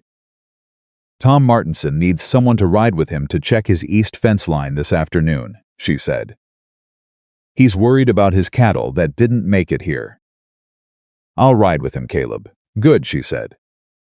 And the Henderson property on the west side, I told them we'd send food. I have a supply ready. Danny can take it all right. She looked at the yard, at the organized movement of people who had arrived terrified and were now functioning. It's going to be a long day, yes, he said, but we've got enough people to manage it. She looked at him. We've got enough people. She heard it the way he meant it, not as a general statement about the assembled community on his property, but as something smaller and more specific. We, the two of them, this ranch, this arrangement that had started on a road with a stopped horse and simple question and had become over 3 months, something neither of them had yet found the right words for. Yes, she said, we do. And the morning broke full and clear over a Montana ranch that had, in one night, become the center of something larger than itself, because the woman who lived there knew how to look at a crisis the way she looked at everything. Find the system, move the pieces, keep the people whole. The valley had laughed at her at a gate. The valley was eating her biscuits and moving under her direction, and depending on her steady hands to hold the broken morning together. And not one single person in that yard was thinking about what she looked like. They were thinking about what she'd done. The fires burned for 2 days before the wind finally turned. When it did, what was left behind was the particular silence of a landscape that has been through something and is still deciding what comes next. 3 barns gone, the Kelly property gutted to the frame. 2 families with nothing left of their winter stores. One family, the Aldersons, who had a small spread northeast of the Hardy widow, had lost enough cattle that their operation was not going to survive the winter without help from somewhere they hadn't yet identified. Caleb's ranch had come through intact, not by luck. By preparation by the Southfield cattle move Walt had executed in the dark. By the firebreak Evelyn had identified on the eastern property line 3 weeks earlier during a routine boundary walk and had quietly arranged to have cleared without making a point of it. Caleb had not known about the firebreak until the morning after the fire, when Walt told him. She didn't mention it, Walt said. She did not mention it, Caleb said. She had Danny clear it in October, Walt said. Said the dry autumn made the eastern brush a risk. Didn't want to bother you with it because the cost came in under the monthly supply budget and she handled it herself. He paused. That firebreak is the reason we still have a barn. Caleb stood with that for a moment. She cleared a firebreak in October, he said. For a fire that happened in November, Walt said. Yes. He found her in the kitchen, where she had been operating continuously for 48 hours. Cycling between feeding the families still sheltering on the property and coordinating what had become an informal community recovery effort that nobody had officially organized, but that everyone was participating in because Evelyn had made it easier to participate than not to. He stood in the kitchen doorway and waited until she looked up from the ledger she was working on a new one. He noticed that appeared to be tracking donated supplies against the needs of the affected families with the same precision she applied to everything. The firebreak, he said. October, she said. The eastern brush line, I should have told you. Why didn't you? She set down her pencil. Because you had enough to worry about, she said. And because it fit within the budget I was already managing, and I didn't want to. She stopped. Didn't want to what, he said. She was quiet for a moment. I didn't want to seem like I was reaching beyond my role, she said. making decisions about the property that weren't explicitly mine to make. He looked at her steadily. You saved the barn. I identified a risk and addressed it, she said. That's different. It's not different, he said. And from this moment, decisions about this property are yours to make. All of them, within whatever limit makes sense. You don't ask my permission for things that fall inside your judgment and your expertise. He held her gaze. That's what a partner does, not a manager, not an employee. A partner. The word landed differently than she expected. She looked at him for a long moment. We haven't discussed that arrangement formally, she said carefully. Discussing it now, he said, formally. She breathed in once. Looked at the ledger. Looked back at him. I'll think about it, she said. All right, he said. Think about it. He came to the table and looked at the new ledger. What is this? Recovery tracking, she said. The Alderson family is the worst positioned. They lost 11 cattle and their entire winter feed store. The Kelly boy, Tom's eldest, has a family of his own now, separate property. He survived the fire, but he's going to run short on provisions by February if someone doesn't help close the gap. She showed him the columns. I've been talking to the families who came through intact, the Henderson property, the Mitchells, the Sims, and cross-referencing what they can spare against what the affected families need. If we coordinate the giving, rather than letting it happen at random, it goes further. He sat down across from her. How much further? Enough to get the Aldersons through the winter and into spring planting, she said. Enough for the Kelly boy to make it to the March market without borrowing at interest from the bank. She turned the ledger toward him. Which matters because the bank in Harlow Creek has been offering disaster loans at a rate that is, she paused, choosing the word predatory. Given the circumstances, he looked at the rate she had written in the margin. His jaw tightened. It's legal, she said. It shouldn't be, but it is, she tapped the ledger. Which is why it matters that we get to these families before the bank does. If they can cover their gaps through community sharing, they don't need the loan. And if they don't need the loan, the bank doesn't get its hooks into property that's already weakened. He looked at her across the table. You've been awake for 2 days, he said. And you're sitting here protecting the financial futures of families who 3 months ago thought you were a charity case on my property. Their financial futures affect this whole valley, she said. Which affects this ranch. She met his eyes. Also their people, and they need help, and I'm in a position to help them. That's sufficient reason on its own. He was quiet. Then what do you need from me? Your name, she said. When I go to the Henderson property and the Mitchells and ask them to contribute to the recovery pool, it carries more weight if you're asking alongside me. You've been here your whole life. They know you. Done, he said. When do we go? This afternoon, she said, after the Martinsons head home. I'll have the horse ready at 1, he said, and stood up. He was at the doorway when she said, Caleb. He turned. Partner, she said, testing the word, not agreeing exactly. Just holding it up to the light. He looked at her. Yes, ma'am, he said. That's the word. She looked down at the ledger. He could see from the doorway the smallest possible curve at the corner of her mouth. He went to saddle the horses. They spent the afternoon riding together to 4 properties, and at each one the conversation was the same in structure and different in detail. Evelyn presented the recovery numbers clear, specific, showing exactly what was needed and exactly how each family's contribution would land. Caleb vouched for the plan and for her in the specific way of a man whose word in this community meant something.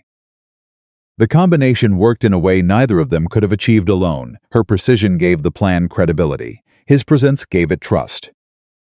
By the time they rode back to the ranch in the late afternoon, they had commitments from every property they'd visited. Enough feed for the Aldersons through March. Enough dry goods for the Kelly family through February. A rotating labor commitment from 3 different ranches to help the Kellys rebuild what the fire had taken. That's more than I projected, Evelyn said, looking at the notes in her small book as they rode. People want to help, Caleb said. They just needed someone to show them how. She was quiet for a moment. That's the work, isn't it? She said. Not quite a question, the real work. Not the supply ledgers or the legal filings. showing people how to help each other. Maybe, he said. Or maybe it's all the same work. She considered that. You might be right, she said. They rode the rest of the way in the easy silence that had become natural between them over the months, not empty silence, but the kind that means two people are comfortable enough with each other that filling it is optional. It was the most natural thing that had happened to Caleb in years, and he was aware of it in the specific way a person is aware of something they are trying not to count on before they know they can. The first consequence of the fire that none of them had anticipated came 3 days later, in the form of a letter. It was addressed to Evelyn, which was unusual enough. Mail for her came rarely and usually from Ohio, her mother's careful handwriting on the envelope. But this envelope was different. The return address was a law office in Billings. The handwriting was formal and impersonal. She opened it at the kitchen table after supper, while Caleb was reviewing the week's cattle numbers, and Walt was sharpening a tool at the counter, and Danny had fallen half asleep in his chair. She read it once. She read it again. Then she set it down on the table with a deliberateness that was different from her usual precise movements, slower, more careful, the way a person sets something down when they need a moment before they speak. Caleb looked up. What is it? She slid the letter across the table. He picked it up and read it, and his expression changed as he went through it, not dramatically, but specifically. A narrowing around the eyes and a stillness in the jaw that meant he was processing something that required care. He set it down. Bennett Whitmore, he said. Yes, she said. The letter was from Whitmore's attorney. It was formally and professionally worded, which made its content no less extraordinary. Bennett Whitmore. Having observed the letter's language, the significant contribution made by Miss Evelyn Hartwell to the recovery efforts following the November fires in the Harlow Creek Valley, and having consulted with several members of the community regarding her capabilities, wished to extend a formal offer of employment as estate manager for the Whitmore Ranch, at a salary that was, by any standard in the territory, exceptional. The letter also contained, in its final paragraph, a personal note that appeared to have been added after the attorney's draft in different ink, in handwriting that was not the attorney's, that read, "I made an error in judgment in August. This offer is a sincere attempt to correct it." Caleb put the letter down. Walt, who had put down the sharpening tool at some point and was now reading over Caleb's shoulder without apology, straightened up slowly. Danny was fully awake. Nobody said anything for a moment. Then Caleb said, carefully, and with the specific neutrality of a man working hard at something, "That's a significant salary." "Yes," she said. "The Whitmore Ranch is 3 times the size of this one." Yes. "The position he's describing is..." He stopped. Started again. "It's exactly what you came to Montana to do," he said. "What you told me in the kitchen that first evening. Managing an operation. Real resources." "Yes," she said. Her voice was even, her face was even. She was looking at the letter on the table between them. Walt moved to the doorway quietly, and Danny followed him with unusual tact, and then they were alone in the kitchen. "What are you going to do?" Caleb said. She looked at him then directly, the way she looked at everything she was taking seriously. "I don't know yet," she said. "I wanted you to see it first." "Why? Because you're my partner," she said. The word she had tested 3 days ago and was now using with the specific weight of someone who has decided it fits. "And because whatever I decide, it shouldn't be decided without you knowing the full situation." He was quiet for a long time. Outside, the wind moved across the property, across the south field where the cattle had survived the fire, across the eastern fence line where the firebreak had held, across the barn that still had its roof because of a decision made in October by a woman with a supply ledger and a habit of looking at risk before it arrived. "Evelyn," he said. "Caleb, I need to say something, and I need you to hear it as information, not as pressure," he said. "Can you do that?" "I can try," she said. He looked at his hands on the table for a moment, then at her. "You walked through my gate 3 months ago with $4 and a trunk and more capability than anyone in this valley has seen in a decade. You built something here. Not just the supply system or the records or the firebreak, you built the thing underneath all of that. The way this place operates, the way these men feel about where they work. The way the community came here when everything went wrong and trusted that you'd know what to do. He paused. That's not a job. That's not a position you filled. That's something you created. He held her gaze.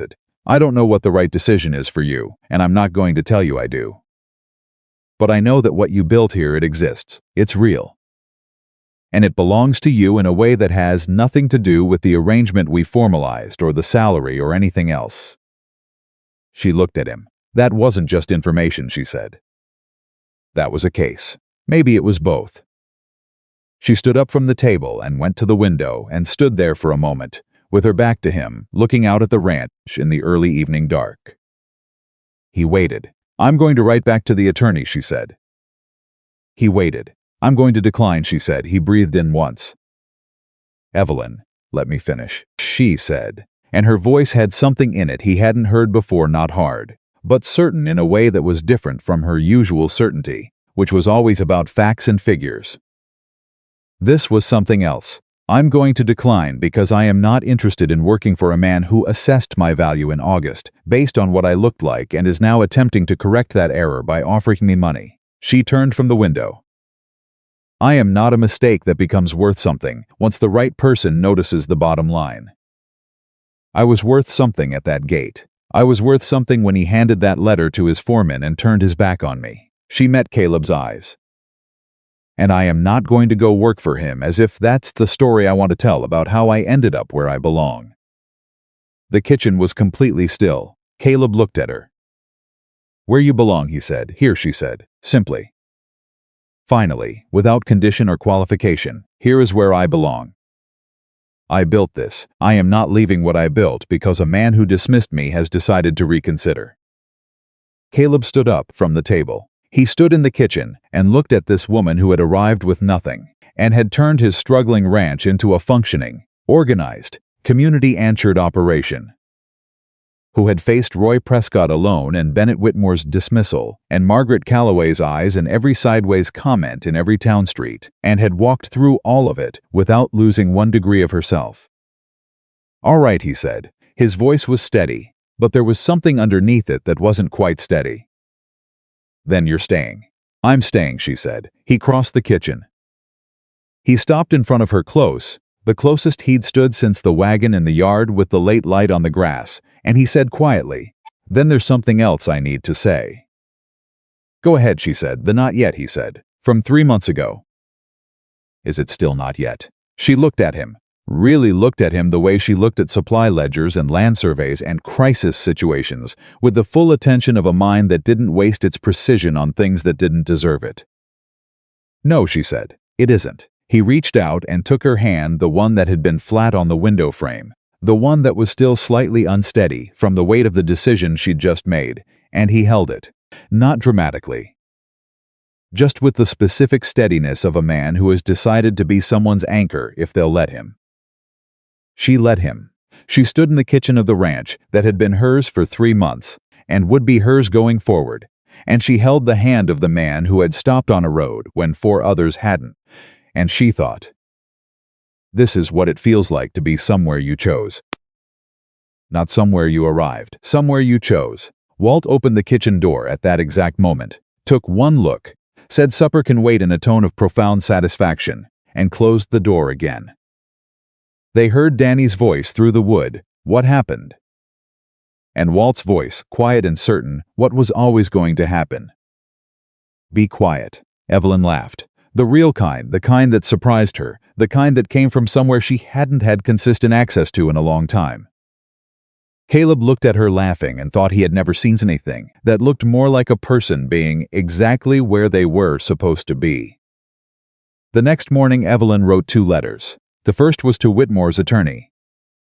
It was 3 sentences long, professionally worded, and declined the offer without explanation. She did not need to explain. The decision was complete and required no accounting. The second was to her mother in Ohio. It was 4 pages long, and was the most personally she had written in 3 months, not the careful factual account she had sent before, but something fuller. She told her mother about the ranch, about Walt's hand and the Hannigan correction, and the 11 pages of statute and the fire and the Martinson children at the kitchen table with blankets and warm water. She told her mother about the supply ledgers, and the billings proposal, and the Eastern fire break. She told her mother about Caleb, not in elaborate terms. Just the truth of it, the stopped horse, the spare room, the negotiation at $20 a month, the way he had signed Clara Sims's account without being asked. The way he had ridden to the Henderson and Mitchell's properties with her and let his name carry the weight of the plan she had built. She told her mother she was staying. She said it in writing, which was how she made things final, not the speaking of them, but the committing of them to paper and ink that didn't lift off the page. "I have found a place where what I can do is what matters," she wrote. "And I have found a person who understood that before I had fully understood it myself. I am staying, Mama. I am home." She sealed both letters and gave them to Danny for the morning mail run to Harlow Creek. Danny took them with the solemn air of a man entrusted with something important. He was 3 steps out the door when Evelyn said, "Danny." He turned. "Don't lose him," she said. "Miss Hartwell," he said, with genuine offense, "I have never lost a letter." "You lost the Henderson provision order in October," she said. He opened his mouth, closed it. "That was different," he said. "Danny, I won't lose them," he said. He didn't lose them. The letter to Ohio reached her mother in 17 days. The response came back 5 weeks later, in her mother's careful handwriting, 2 pages full of the particular warmth of a woman who had been waiting for her daughter to find exactly what she had found. But that was still in the future. In the present, on the morning after Evelyn had written her letters and declined Bennett Whitmore, and said, "Here is where I belong," in the kitchen of a ranch that had been reshaping itself around her for 3 months. Life on the Whitlock property continued the way it always continued with work. The Prescott boundary dispute had its formal resolution from the Billings Land Office the 2nd week of December. The finding was exactly what Evelyn's 11-page summary had projected. The original Survey Creek Bend reference was the controlling document. The Whitlock filing was confirmed, and the Prescott fence was ordered adjusted. The letter from the land office was formal and brief and absolutely unambiguous. Caleb read it at the kitchen table and looked up at Evelyn. "Page 3, he said. "You cited this statute specifically." "I did," she said. "You knew they'd use this as the resolution framework." "I thought they would," she said. "It's the most applicable precedent for creekbed boundary anchors in the territorial code." He set the letter down, looked at it, looked at her. "I'm going to need you to explain something to me," he said. How a woman from Ohio, he said, who had never set foot in Montana territory before August, knew the applicable precedent for creekbed boundary anchors in the Montana Territorial Code. She looked at him steadily. "I told you," she said. "I read on the stagecoach. Walt from the doorway, she had 3 weeks." 3 weeks, Danny confirmed, from somewhere behind Walt. Caleb shook his head slowly, the small private shake of a man who is still, after 4 months, regularly surprised by the same person, and who has stopped being unsettled by the surprise and started finding it something closer to the best part of any given day. The Prescott resolution had a secondary effect that none of them had predicted. Roy Prescott came to the ranch, not Hank. He came alone on a Thursday afternoon, and he tied his horse at the fence and came to the door and knocked and waited. Caleb answered, and they looked at each other for a moment, and then Roy said, "I'd like to speak to Miss Hartwell." "If she's willing." Caleb held the door. "Evelyn." She came to the doorway and looked at Roy Prescott standing at the threshold, hat in his hands, with an expression she had not seen on his face before, not the calculating pleasant of their first meeting, not the thin-disguised hostile of the conversation on the porch. Something else, something that looked like it had cost him something to produce. "Miss Hartwell," he said, "I owe you an apology." She looked at him. "For which part?" she said. He breathed in once. "For what I said at Sims's store," he said. "About you coming here with nothing and leaving with less. That was a threat, and it was wrong, and it was not how I want to conduct myself." He paused. "And for coming here when Whitlock was gone, which was a coward's approach. And for—" He stopped, and she could see him working through something internal, deciding how far to go for making this about you personally, when the boundary question was a legal matter and should have stayed there. The porch was very quiet. That's a thorough apology, she said. It needed to be, he said. She looked at him for a moment. The night of the fire, she said. You didn't have to bring those families here. I knew you'd take them, he said. I knew this would be the place they'd be looked after. I don't know many places I could say that about. He met her eyes. You built that, she held his gaze. What changed, Mr. Prescott? Watching you work that morning, he said. In the yard, telling me where to take the cattle, and not making it personal. Not making it about the boundary, or the porch conversation, or any of it. Just needing something done and telling me to do it, he shook his head. A smaller person would have turned me away at the gate. A smaller person might have, she said. I'm not interested in small. He almost smiled. It was the first genuine expression she had seen from him. No, he said, I can see that. She stepped back from the doorway. Come in, she said. There's coffee. He came in. Caleb behind her said nothing, but she felt him at her shoulder, not intervening, not warning, just present, the way he was present, steady and certain in hers. Roy Prescott sat at the kitchen table and drank coffee, and they talked not about the boundary, which was settled, but about the valley. About the fire recovery, about what the Alderson family needed, and whether the Prescott property had spare feed that could contribute to the pool Evelyn had organized. It turned out they did. It turned out that Roy Prescott, when he wasn't positioning himself against someone, was a man with resources and a community he cared about, and no particular framework for contributing to it. Evelyn gave him one. She showed him the recovery ledger. She showed him where the Alderson gap was, and how his contribution would land and what it would prevent. He looked at the numbers with the eyes of a man who understood them.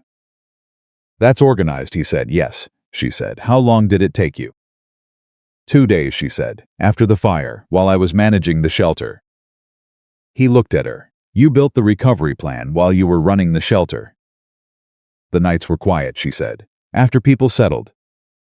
He shook his head. Something in the gesture was almost reverent. What was Whitmore thinking, he said, and it came out more like an exclamation than a question. Caleb at the counter said nothing, but his jaw moved in a way that suggested he had thoughts. He wasn't, Evelyn said simply. He was reacting to what he saw. He didn't look further. She closed the ledger. Most people don't. Roy Prescott went home that afternoon with a commitment of 30 bushels of feed grain for the Alderson family and an invitation to the Valley Recovery meeting Evelyn was organizing for the following week at the Henderson property. He came to the meeting. He brought Hank. Hank was uncomfortable for the first 20 minutes, and then Evelyn handed him a specific task coordinating the labor commitments from the Northwood ranches for the Kelly rebuild, and he was so thoroughly occupied by having something concrete. To do that, he stopped being uncomfortable and became useful, which appeared to surprise him considerably. The meeting accomplished more in 3 hours than the Valley had managed in the month since the fire. Driving back to the ranch afterward in the wagon, Caleb said, You gave Hank Prescott a job. I gave him a role, she said. He's good at organizing people. He just usually organizes them against something. I gave him something to organize them toward. Caleb looked at her. You're doing it again, he said. Doing what? The thing where you look at how something is broken and find the exact angle to fix it. He shook his head. You do it with supply systems and land surveys and cattle records, and now you're doing it with people. She considered this. People aren't that different from supply systems, she said. They have resources, they have gaps, they have inefficiencies that come from not seeing the full picture. You show them the full picture, and most of them want to help. They just needed someone to... She stopped. Show them how, Caleb said. What he had said the afternoon they rode to the Henderson and Mitchell properties. Coming back around. Yes, she said. He looked at the road ahead for a moment. The winter dark was coming in early. The ranch lights would be visible soon. Evelyn, he said. Caleb, I want to ask you something, he said. And I want you to take as long as you need to answer it. Days, if that's what it takes. She turned to look at him on the wagon seat. I want to ask you, he said, if you would be willing to make this permanent.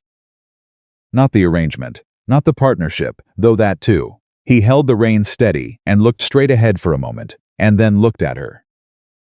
"I want to ask you to marry me, not because of the ranch. Not because of the practical arithmetic of two people who work well together. Because I have not looked forward to a single day of my life the way I look forward to every day that you are in it, and that is not a feeling I am willing to go back to living without." The wagon moved through the cold evening. Evelyn looked at him.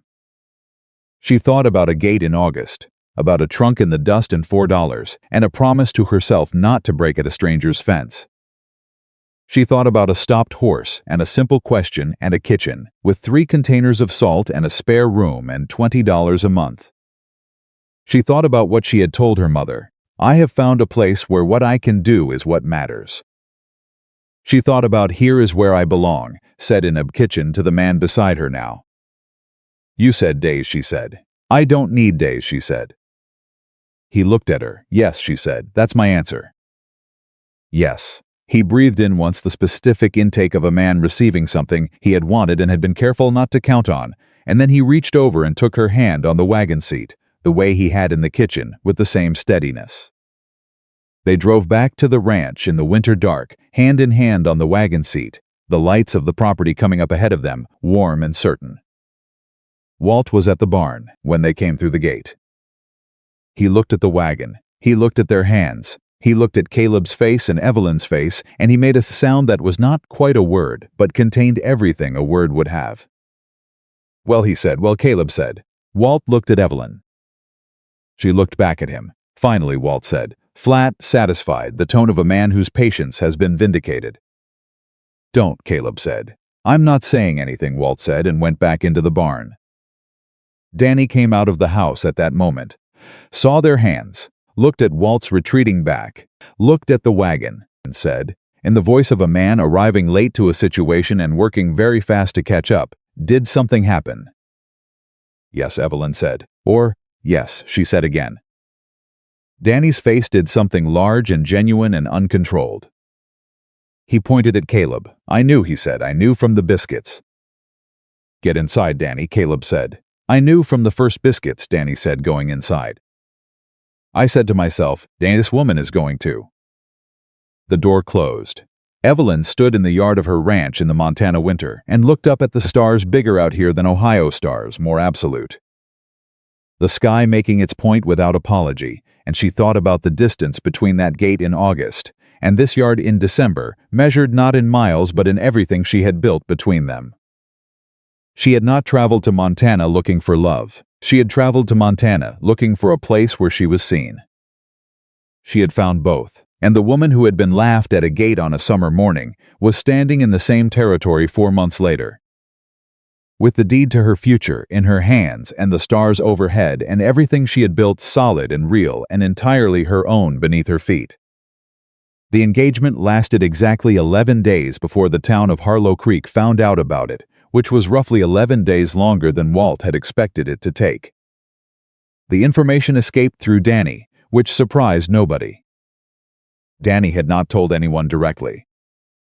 He had simply been in Aldous' store on a provision run and had been so visibly, uncontrollably pleased with himself that Aldous, who had been reading people across a counter for 20 years, had said, "All right."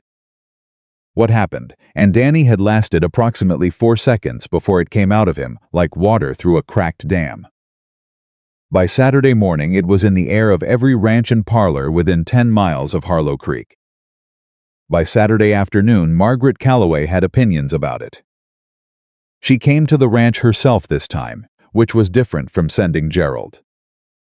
She came with 2 other women, Harriet Bowman, whose husband owned the largest feed operation in the county, and a younger woman named Susan Cole, whose husband was the territorial land clerk Abner, the one who had processed the Whitlock boundary filing. The 3 of them arrived in a good buggy, dressed for a visit that was meant to look social and was not. Evelyn saw them coming from the kitchen window. She took off her apron, folded it over the chair back, and went to the door. "Mrs. Calloway," she said when they pulled up. "Mrs. Bowman, Mrs. Cole, come in." Margaret Calloway came in the way she went everywhere, like the room had been waiting for her. She sat at the kitchen table without being invited to sit, looked around the kitchen with the particular attention of a woman cataloging evidence, and then looked at Evelyn. "We heard the news," she said. "Which news is that?" Evelyn said pleasantly, setting the kettle on. "That Caleb Whitlock has asked you to marry him," Margaret said. "And that you said yes." "That's accurate," Evelyn said. "We came to express our thoughts," Margaret said. "I assumed so," Evelyn said. Margaret blinked. "Yes," she said, thrown slightly by the calm. "Thank you." Evelyn made the tea. She made it correctly, not the quick functional version she made for the rancher crew, but the real kind, with the good cups she had found in the back of the cabinet, and washed the first week she arrived. She set a cup in front of each woman and sat down across the table and waited. Margaret wrapped her hands around the cup.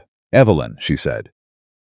And the use of the first name was calculated, establishing a particular intimacy that was really a form of authority. "We're all women here. We can speak plainly, please," Evelyn said.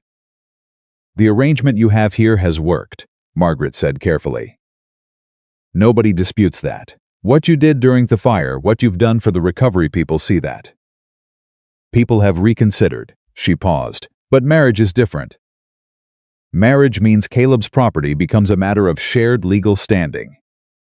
It means the Whitlock Ranch is formally yours as much as his." "That is how marriage works," Evelyn said. "He's known you 4 months," Margaret said. "He has," Evelyn agreed. "Don't you think?" Margaret stopped. Restarted. "People are asking whether this is wise. For him. Whether a man who comes from this community, who has roots here, who has a reputation here, whether it's wise to bind himself to someone who arrived at his gate in August with nothing and whom nobody had heard of before then." The kitchen was quiet. Harriet Bowman looked at her tea. Susan Cole looked at her tea. Margaret Calloway looked at Evelyn. Evelyn looked back at her. She was not angry. She had moved past the version of herself that was easily made angry by this particular variety of concern, the kind that dressed itself in worrying about someone else while being entirely about something different. She was clear-eyed and steady, and she had said too much truth in the last 4 months to pretend this was something other than what it was. "Mrs. Calloway," she said, "what you're describing as concern for Caleb is actually something else. It's discomfort. You're uncomfortable with who I am and where I came from, and what it means that a man you respect chose me. And you've organized that discomfort into a narrative about whether I'm trustworthy, because that's cleaner than admitting the real thing." Margaret opened her mouth. "I'm not finished," Evelyn said, and her voice was quiet and direct and left no room. "I arrived here with nothing, yes. $4 and a trunk and skills that I had spent 8 years building. In 4 months I have cut this ranch's supply costs by 18%, resolved a legal boundary dispute that had been allowed to build for 2 years, organized a community recovery effort that has protected 4 families from predatory bank lending, and helped rebuild a valley's ability to function together after a disaster." She looked at each woman in turn. "I did not do those things to earn the right to marry Caleb Whitlock. I did them because they needed doing and I was capable of doing them. The marriage is a separate matter between 2 people who have chosen each other." She set her cup down. "If your concern is genuine, if you actually care about whether this is good for Caleb, then look at the ranch. Look at the accounts. Look at the people who work here and what they think of their situation. The evidence is not hidden." The kitchen was very still. Then Susan Cole, who had been quiet the entire time, said something. "My husband," she said. "The land clerk, he told me when the Whitlock boundary filing came in. He stopped what he was doing and read the whole thing twice." She looked at her cup. "He said he'd been reviewing land documents for 15 years, and he had never seen a private filing that thorough. He wanted to know who had done it." She looked up at Evelyn. "He said whoever put that together understood the territorial code better than most attorneys he'd worked with." Margaret looked at Susan. Susan looked at her hands. "I'm just saying what he told me," she said. "It seems relevant." Harriet Bowman cleared her throat. "The Henderson family told me," she said, also not looking at Margaret, "that the recovery meeting last week accomplished more than 3 town meetings in the last year. that your organization of the supply pooling alone is going to save the Alderson family their property. She paused. Harriet Bowman says things plainly. That woman is exceptional, and this town knows it, and some of us have been slow to say so. Margaret Calloway sat with her tea and said nothing for a long moment. The two women flanking her had just quietly, firmly, and without coordination, walked out from behind her position. It was, Evelyn thought, the most interesting thing that had happened in the kitchen since Roy Prescott. Margaret, Evelyn said, and her voice was not unkind. I understand why I am difficult for you. I arrived here wrong way. Wrong circumstances. Wrong appearance. Wrong amount of money. And then I didn't behave the way a woman in my position was supposed to behave. I didn't disappear or diminish or make myself small enough to be ignored. She held Margaret's gaze. I don't think you're a bad person. I think you organize the world in a particular way, and I don't fit the organization, and that genuinely unsettles you. She paused. But your discomfort is not my responsibility to manage. And I am not going to be small so that you can be comfortable. Margaret looked at her for a long moment. Then she picked up her tea and drank from it and set it down and said, stiffly but without the performance of before, "The tea is very good." Thank you, Evelyn said. They sat in the kitchen for another 30 minutes. The conversation shifted not dramatically, but actually, the way things shift when the pretense has been abandoned and what's left is just people in a room. Harriet Bowman asked about the supply pooling system and whether it could be applied to the regular provision runs the ranch wives did, because the duplication of effort across separate households was, as she put it, wasteful. Evelyn talked through the system. Susan Cole asked about the boundary filing process and whether ordinary property owners could use the same statute framework for their own records. Evelyn explained it. Margaret Calloway asked, near the end, in a different tone than she'd arrived with, where did you learn all of this? The law, the accounting, the systems. Books, Evelyn said, and 8 years of having to make things work on a budget that didn't cooperate. She looked at Margaret.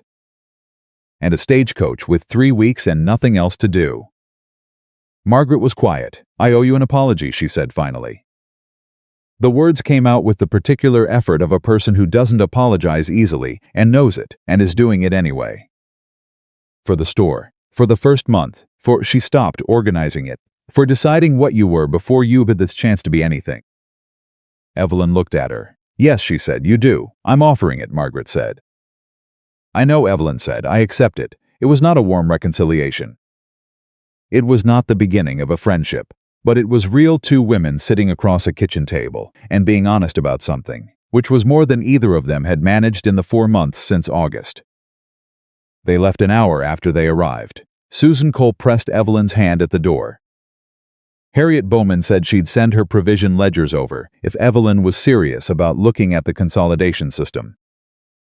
Margaret Calloway nodded, which from Margaret was approximately the equivalent of an embrace. Caleb came back from the south field to find the Calloway buggy turning out of the gate and Evelyn standing on the porch watching it go. He came to stand beside her. Yes, she said. And it went the way things go when you stop letting people have a version of you that isn't true, she said. She looked at him sidelong. Also, Harriet Bowman is going to send her provision ledgers for the consolidation project. Of course she is, he said. She almost smiled. Come inside. I saved you tea. The wedding was planned for March. Evelyn had specific views about March. It was the point in a Montana winter when the worst was definitively over, and the ground was beginning to consider the possibility of spring, which seemed to her the correct metaphor for beginning something. Caleb had no views about March in particular, except that it was the month Evelyn had chosen, which made it the right month by definition. A position he shared with Walt, and which Danny wrote down in his personal journal because he had started keeping one sometime in October, and had been writing down things people said that he considered worth remembering. The preparation for the wedding was the most organized event in the recent history of Harlow Creek, which surprised no one. Evelyn approached it the way she approached everything. Identify the components, establish the sequence, allocate the resources, anticipate the failures. She made a list. She made a timeline. She made a budget that was reasonable and stuck to it, and found 2 places where she could reduce costs without reducing anything that mattered, which she always found in everything, because looking for efficiency was simply how her mind worked. What she had not planned for was her mother. The letter from Ohio had arrived in January, the response to the 4 pages Evelyn had written after declining Whitmore's offer. Her mother's handwriting, 2 careful pages, full of the warmth Evelyn had been carrying with her since Ohio. But the last paragraph of that letter had contained a question: would you want me there for the wedding? Evelyn had written back immediately, "Yes, please, yes." She had not known, when she wrote it, whether her mother could manage the journey. Her mother was 61 and had not left Ohio in 12 years, and the stagecoach from Ohio to Montana was 3 weeks of rattling roads and cold nights, and the particular endurance test Evelyn knew intimately from her own crossing. But Ruth Hartwell, who had raised a daughter alone after her husband died and had run a farm on a budget that didn't cooperate, and taught Evelyn to make biscuits with cold butter and to keep supply ledgers and to read everything available and to not apologize for what she knew, Ruth Hartwell got on a stagecoach in February. She arrived the first week of March, 12 days before the wedding, on a Tuesday afternoon when Evelyn was in the middle of the monthly accounts, and Caleb was at the north fence, and Walt and Danny were in the barn. The stagecoach pulled up to the ranch gate, and Evelyn heard it from the kitchen and was at the door before it fully stopped. Her mother stepped down from the coach, 61 years old, smaller than Evelyn remembered, or maybe Evelyn had simply grown used to the scale of this place and everyone in it. Her mother looked at the ranch, the solid barn, the organized yard, the kitchen garden dormant under its winter cover, but clearly tended, the fence line straight and maintained, and then she looked at her daughter standing in the doorway. And Ruth Hartwell's face did something that Evelyn had not seen it do in a very long time. It went entirely, completely uncomplicated happy. Evelyn crossed the yard and her mother opened her arms and they stood in the Montana cold holding each other, and Evelyn thought, against the solid warmth of her mother's embrace, I brought her here. I have somewhere to bring her. You look well, her mother said into her hair. I am well, Evelyn said. I am genuinely well, Mama. Mother pulled back and looked at her face with the specific attention of a woman who has been looking at her daughter's face for 28 years. And can read it the way Evelyn reads supply ledgers, every column, every figure, everything that was true and everything that was held back. You are, her mother said. I can see it. She brought her mother inside. She made tea, the good kind, the right kind. She sat across the kitchen table from her mother the way she had sat across that same table from Margaret Calloway and Roy Prescott and Cooper Hannigan and the Martinson children with their blankets. And she told her mother everything that the 4 pages in December had not fully captured. Her mother listened the way she had always listened, completely, without interrupting, with the full attention of someone who understood that listening was its own form of work. When Evelyn finished, her mother said, "Tell me about him." I already did, Evelyn said, in the letters. Tell me again, her mother said. With your face. Evelyn looked at the kitchen table for a moment. Then she looked up, and her face told her mother everything the letters had held, at a slight remove, the stopped horse and the simple question, and what it had meant to be seen that specifically, that immediately, by someone who had no reason to look and who looked anyway. The months of work and the growing certainty of being somewhere that was hers. The way the kitchen felt like a kitchen now, not a room she was using. The way she had stopped calculating how long she was staying. Her mother reached across the table and covered Evelyn's hand with hers. All right, she said. I'd like to meet him. Caleb came in from the north fence at 5 o'clock and found Ruth Hartwell sitting at his kitchen table drinking tea with the specific comfortable authority of a woman who had decided she was at home, which she apparently had. Which was so thoroughly Evelyn's mother that it made him laugh before he'd said a word. He took his hat off. Mrs. Hartwell, he said, it's a real pleasure. Ruth Hartwell looked at him the way she had looked at the ranch when she arrived, taking inventory, factual, seeing what was actually there rather than what she expected. Caleb Whitlock, she said. Yes, ma'am, my daughter, she said, can do almost anything she puts her mind to. She has been able to since she was 9 years old. She has spent most of her life having that fact ignored or dismissed or used as a reason to find her difficult. She held his gaze. What is it that you see when you look at her? Caleb was quiet for exactly 1 moment. Everything, he said. I see everything she is, and I have not once since August wished any part of it were different. Ruth Hartwell looked at him for a long moment, then she nodded. Once. The nod of a woman whose question has been answered to her complete satisfaction. Sit down, she's still tea. He sat down. Walt came in 10 minutes later, saw Ruth Hartwell, and stopped in the doorway. Walt, Caleb said. This is Evelyn's mother. Walt looked at Ruth Hartwell. Ruth Hartwell looked at Walt. You're the one who worked 9 years without having his hand looked at, she said. Walt blinked. She told you that. She tells me everything, Ruth said. Eventually, Walt sat down. Danny came in behind him, went through the same doorway arrest, was introduced, said ma'am 3 times in 11 seconds, and sat down. Ruth Hartwell looked around the kitchen table, her daughter, the man her daughter was going to marry, the older ranch hand who had needed someone to notice his hand, the young one who had apparently never lost a letter since October, and she said, to all of them, and to no one in particular, this is a good table. It was a simple thing to say. It landed like the truest thing anyone had said in months. The wedding happened on a Saturday, the 15th of March, in the yard of the Whitlock Ranch. Because Evelyn had decided she was getting married in the place she had built, and not in a church, and not in a hall that belonged to a community that had taken 4 months to decide she was worth knowing. The day was cold and clear, the specific Montana clarity that made everything look more defined than usual, and the yard was full. Not because Evelyn and Caleb had invited a large number of people. They had kept the list reasonable.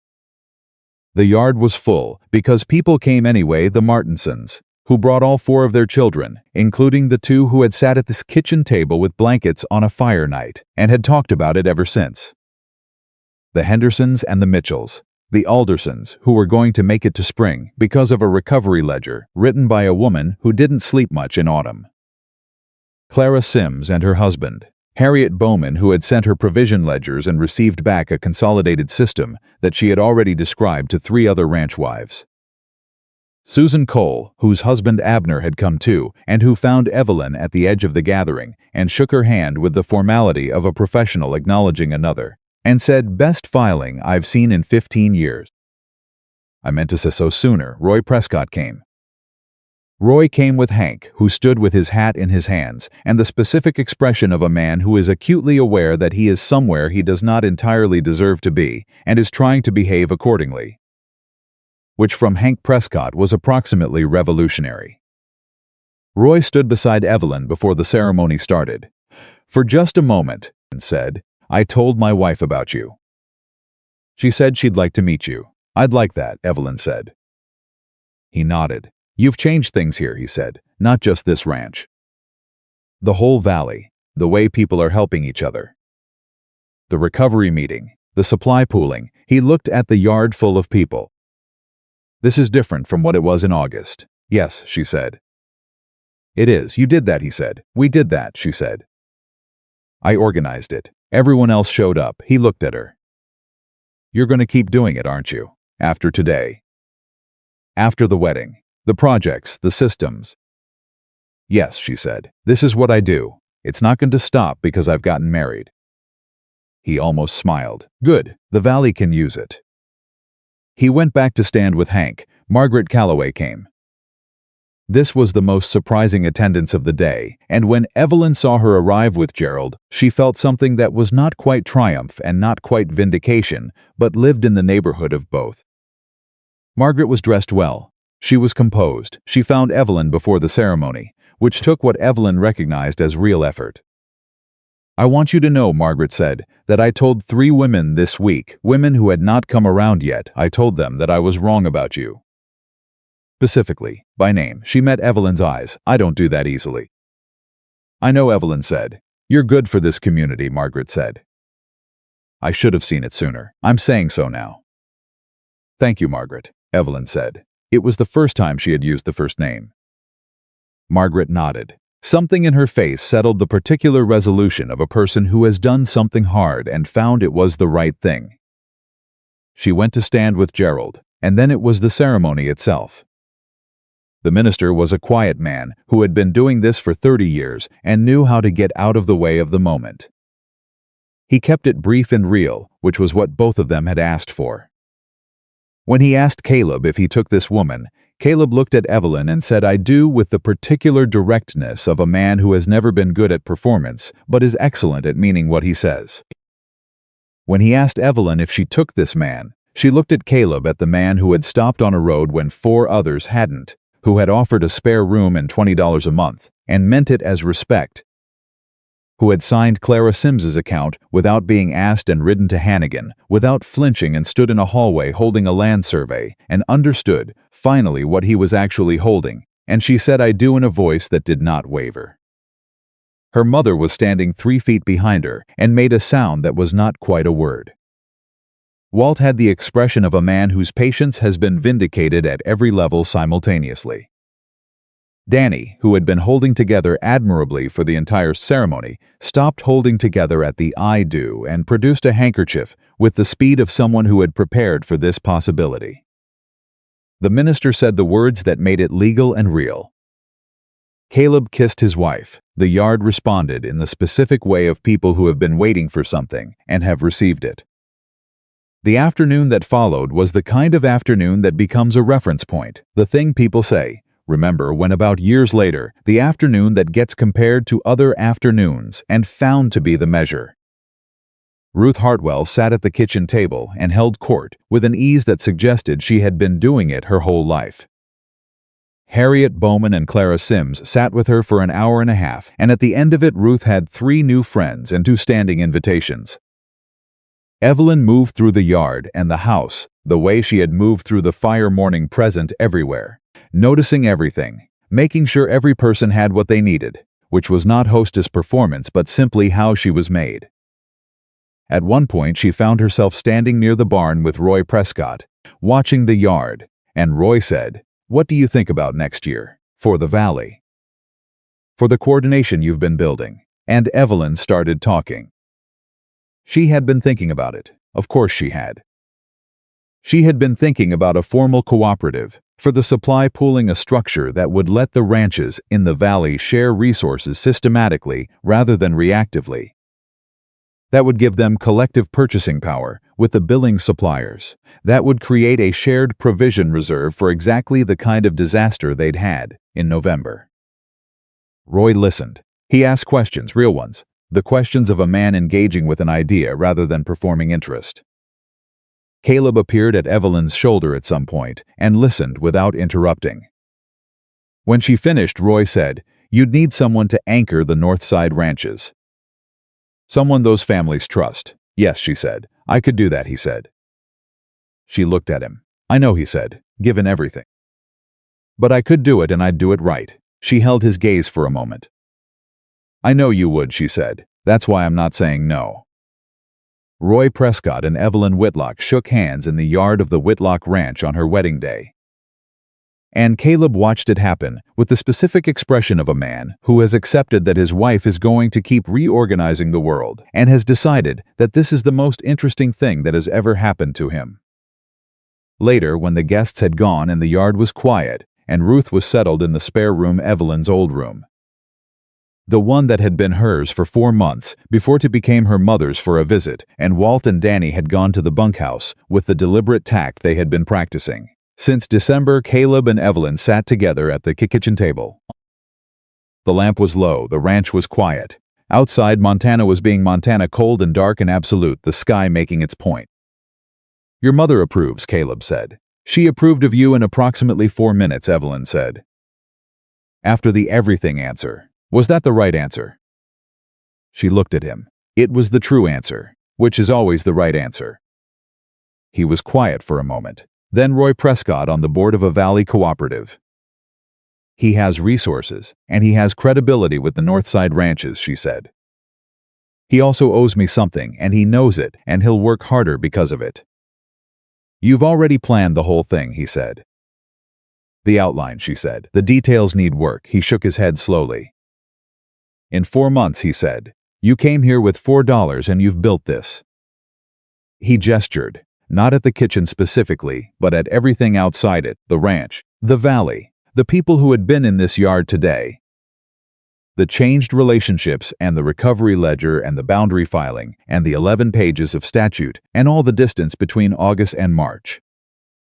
How did you know, he said, when you sat on that trunk outside Whitmore's gate? How did you know you'd be all right? She thought about it honestly. I didn't, she said. I sat on that trunk and I did not know. I had $4 and a promise to myself not to break in front of strangers and no plan beyond that. She held his gaze. What I knew was that I had not come all that way to let one man's bad judgment be the final word on my value. I knew that much, she paused. The rest I figured out when I got to it. He looked at her, one step at a time. One step at a time, she said. The way everything actually gets done. He reached across the table and took her hand. She held it. The same steadiness as always, the anchor she had learned to put weight on, that had held every time she'd tested it. Evelyn Whitlock, he said, using the name for the first time.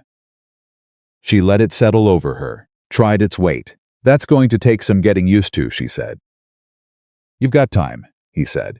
She looked around the kitchen, her table, her lamp, her ranch outside the window, and her mother in the spare room, and her husband across the table, and 4 months of work visible in every organized shelf and reconciled ledger and straight-hung pot. She thought about the gate. She thought about the foreman's hand through the slats, and the laughter in the yard, and the trunk in the dust, and the arithmetic of $4 against nowhere to go. She thought about a stopped horse. She thought about here. Yes, she said, I do. And that was the whole of it, the entire distance from a gate in August to a kitchen in March, traveled one step at a time by a woman who had known, even when she didn't know anything else, that a single man's failure to see her was not the same as being invisible. She had crossed 5 states searching for a place where what she could do was what mattered. She had found it. She had built it. She had earned every inch of it with her own hands and her own mind and her own refusal to be made smaller than she was. The woman they rejected at the gate became the woman who saved the ranch. The woman who saved the ranch became the woman who rebuilt the valley. And the valley that had laughed at her in August stood in her yard in March and called her by her name. That was not luck. That was Evelyn Hartwell Whitlock, exactly who she had always been, finally somewhere that was worthy of it.